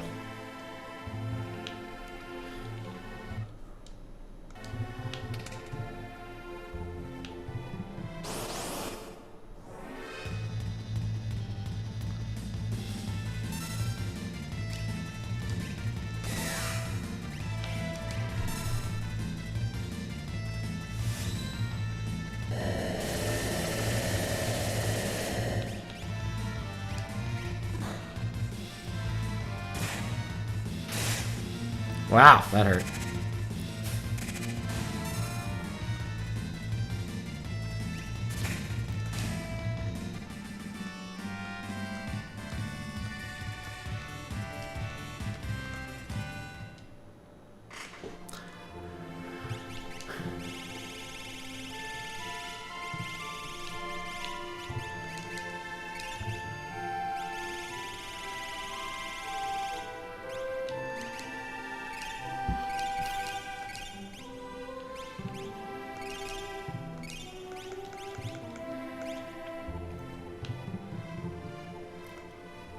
Daryl sleeps here.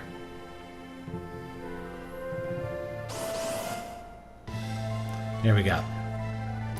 Dullahan!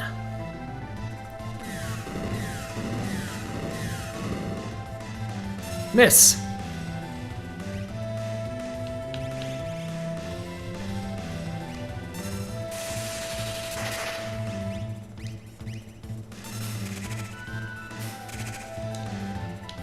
We'll see if we can suplex the Dullahan. Nope.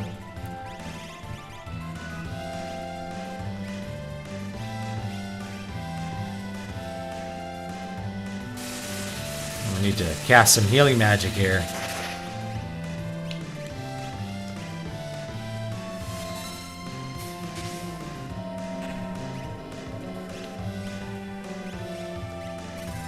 Debilitator, let's try that. Should I start with Final Fantasy 1 or would something 4 to 6 be better? Got my PSP all loaded up now, I just need to sit down and start one. Final Fantasy, there's no wrong place to start. It depends like what kind of gameplay you're really interested in. Now Weaken gets Pearl Power, okay.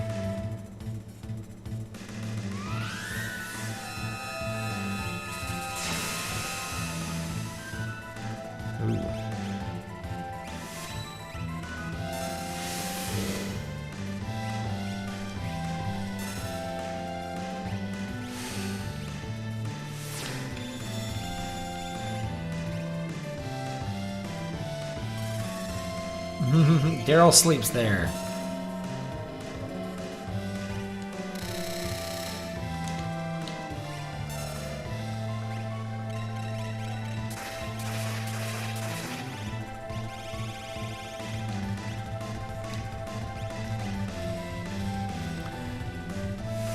Suplex.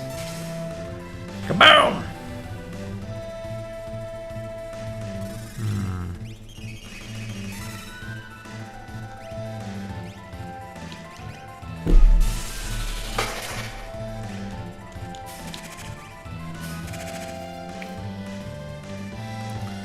Drill.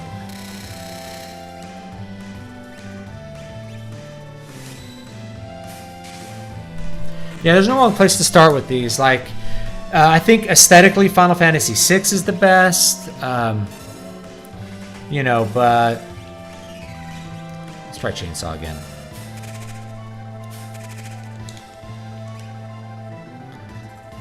Yeah, I think aesthetically Final Fantasy VI is the best, but there's really no wrong place to start.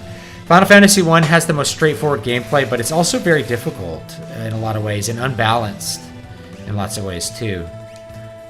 So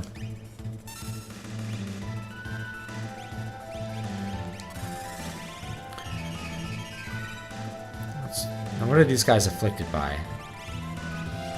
I can't tell what's wrong with them, so I'll use a remedy. He's blue. Not sure what that does. Drill again. Yeah.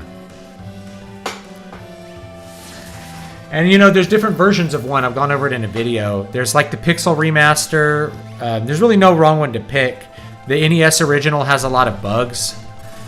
So I'd probably recommend either like the mobile version, which is out there, or the Pixel Remaster. Both of those are going to be really good to play Final Fantasy I without all the bugs. If you don't want the bugs. I played the original one on NES because I wanted to play with the bugs last year. And that was a lot of fun. I actually really enjoyed that.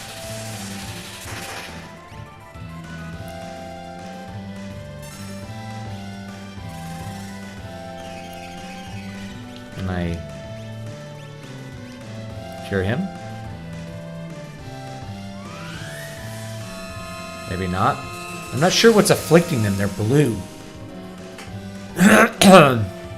Alright, whatever it is, it went away. I didn't do anything. Whatever. Wasted some remedies. Who cares? I'm gonna Osmos this guy here.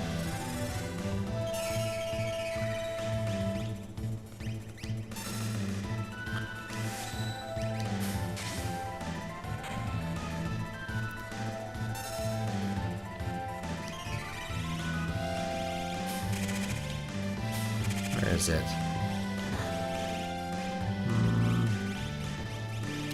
Osmos. Here we go. Refill our MP. Just like that.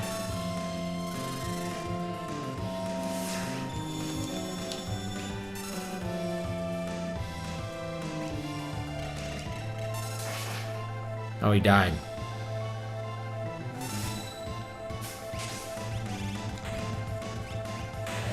Oh, he didn't get any XP because I killed him the next turn. Oh well.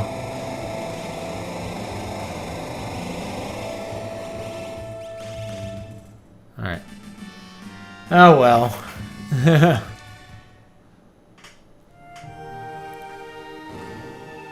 Well, that opened a door. Oh, he's wounded. Maybe that's what it was wound. That turned you blue.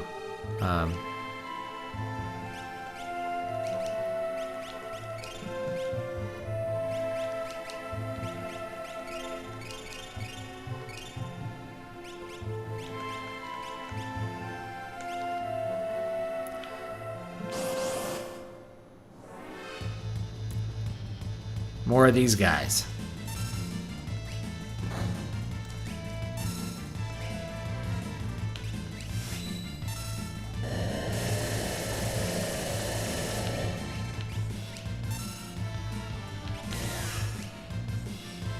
Ah, turned into a zombie.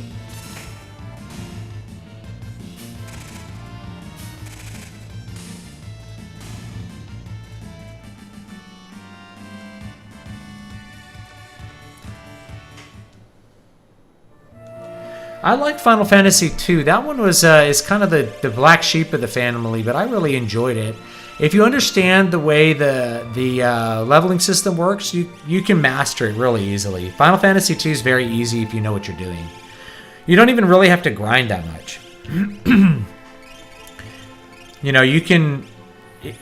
Yeah, you don't even really need to grind. You just have to know how to level your characters. And Final Fantasy II can be a very fun game, and actually pretty easy overall. Here we go. I think this will be the last thing we can do today. Let's watch this little cutscene. This brings back a lot of memories.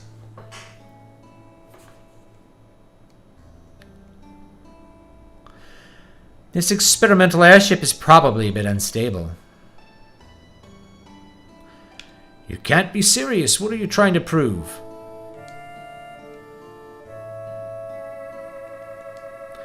Watch your step. I love this presentation. It's just great. If something should happen to me, the Falcon's yours.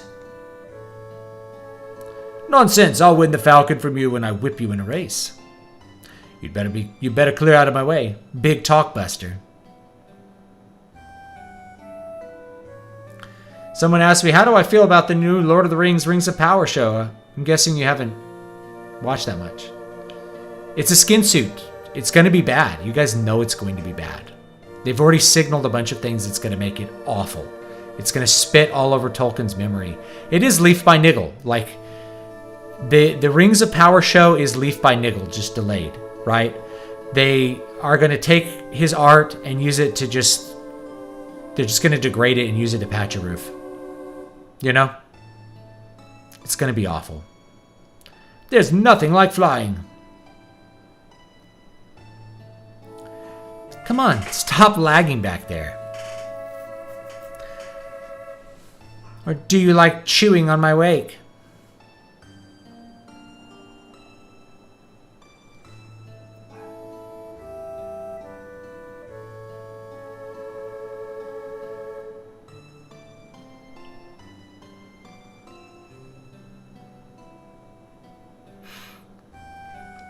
Listen to you. This time's for real. I'm going to break every record. I'll be known as the woman who flew closest to the stars. Be back before sunset. I'll be waiting for you on our hill.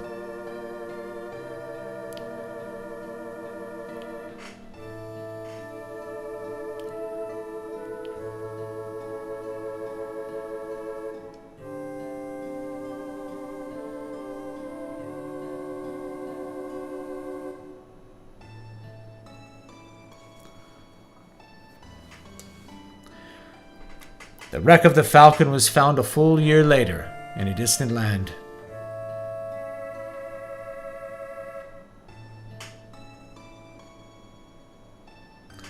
I restored the craft and then put it to rest down here.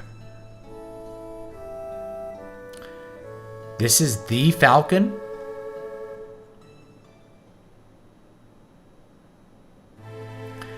I put it in storage. Couldn't bear to look at it.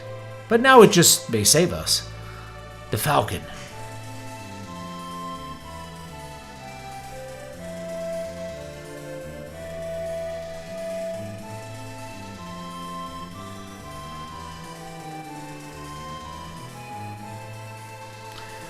I guess I didn't carve the tombstone. I finally think we're gonna pull this off. We can attack Kefka's tower from the air. Falcon's gonna give us one last chance. Oh, Falcon's going to give us one last chance at that guy. But first we need to find our friends. Right, first things first. For once I feel hopeful.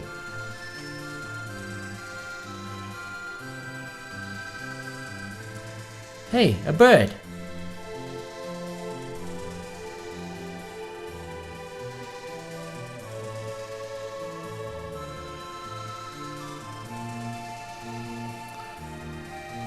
Elric, follow that bird.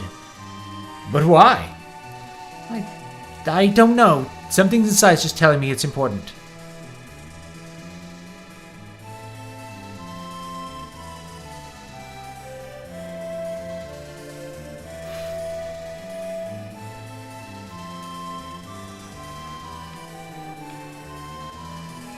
Alright.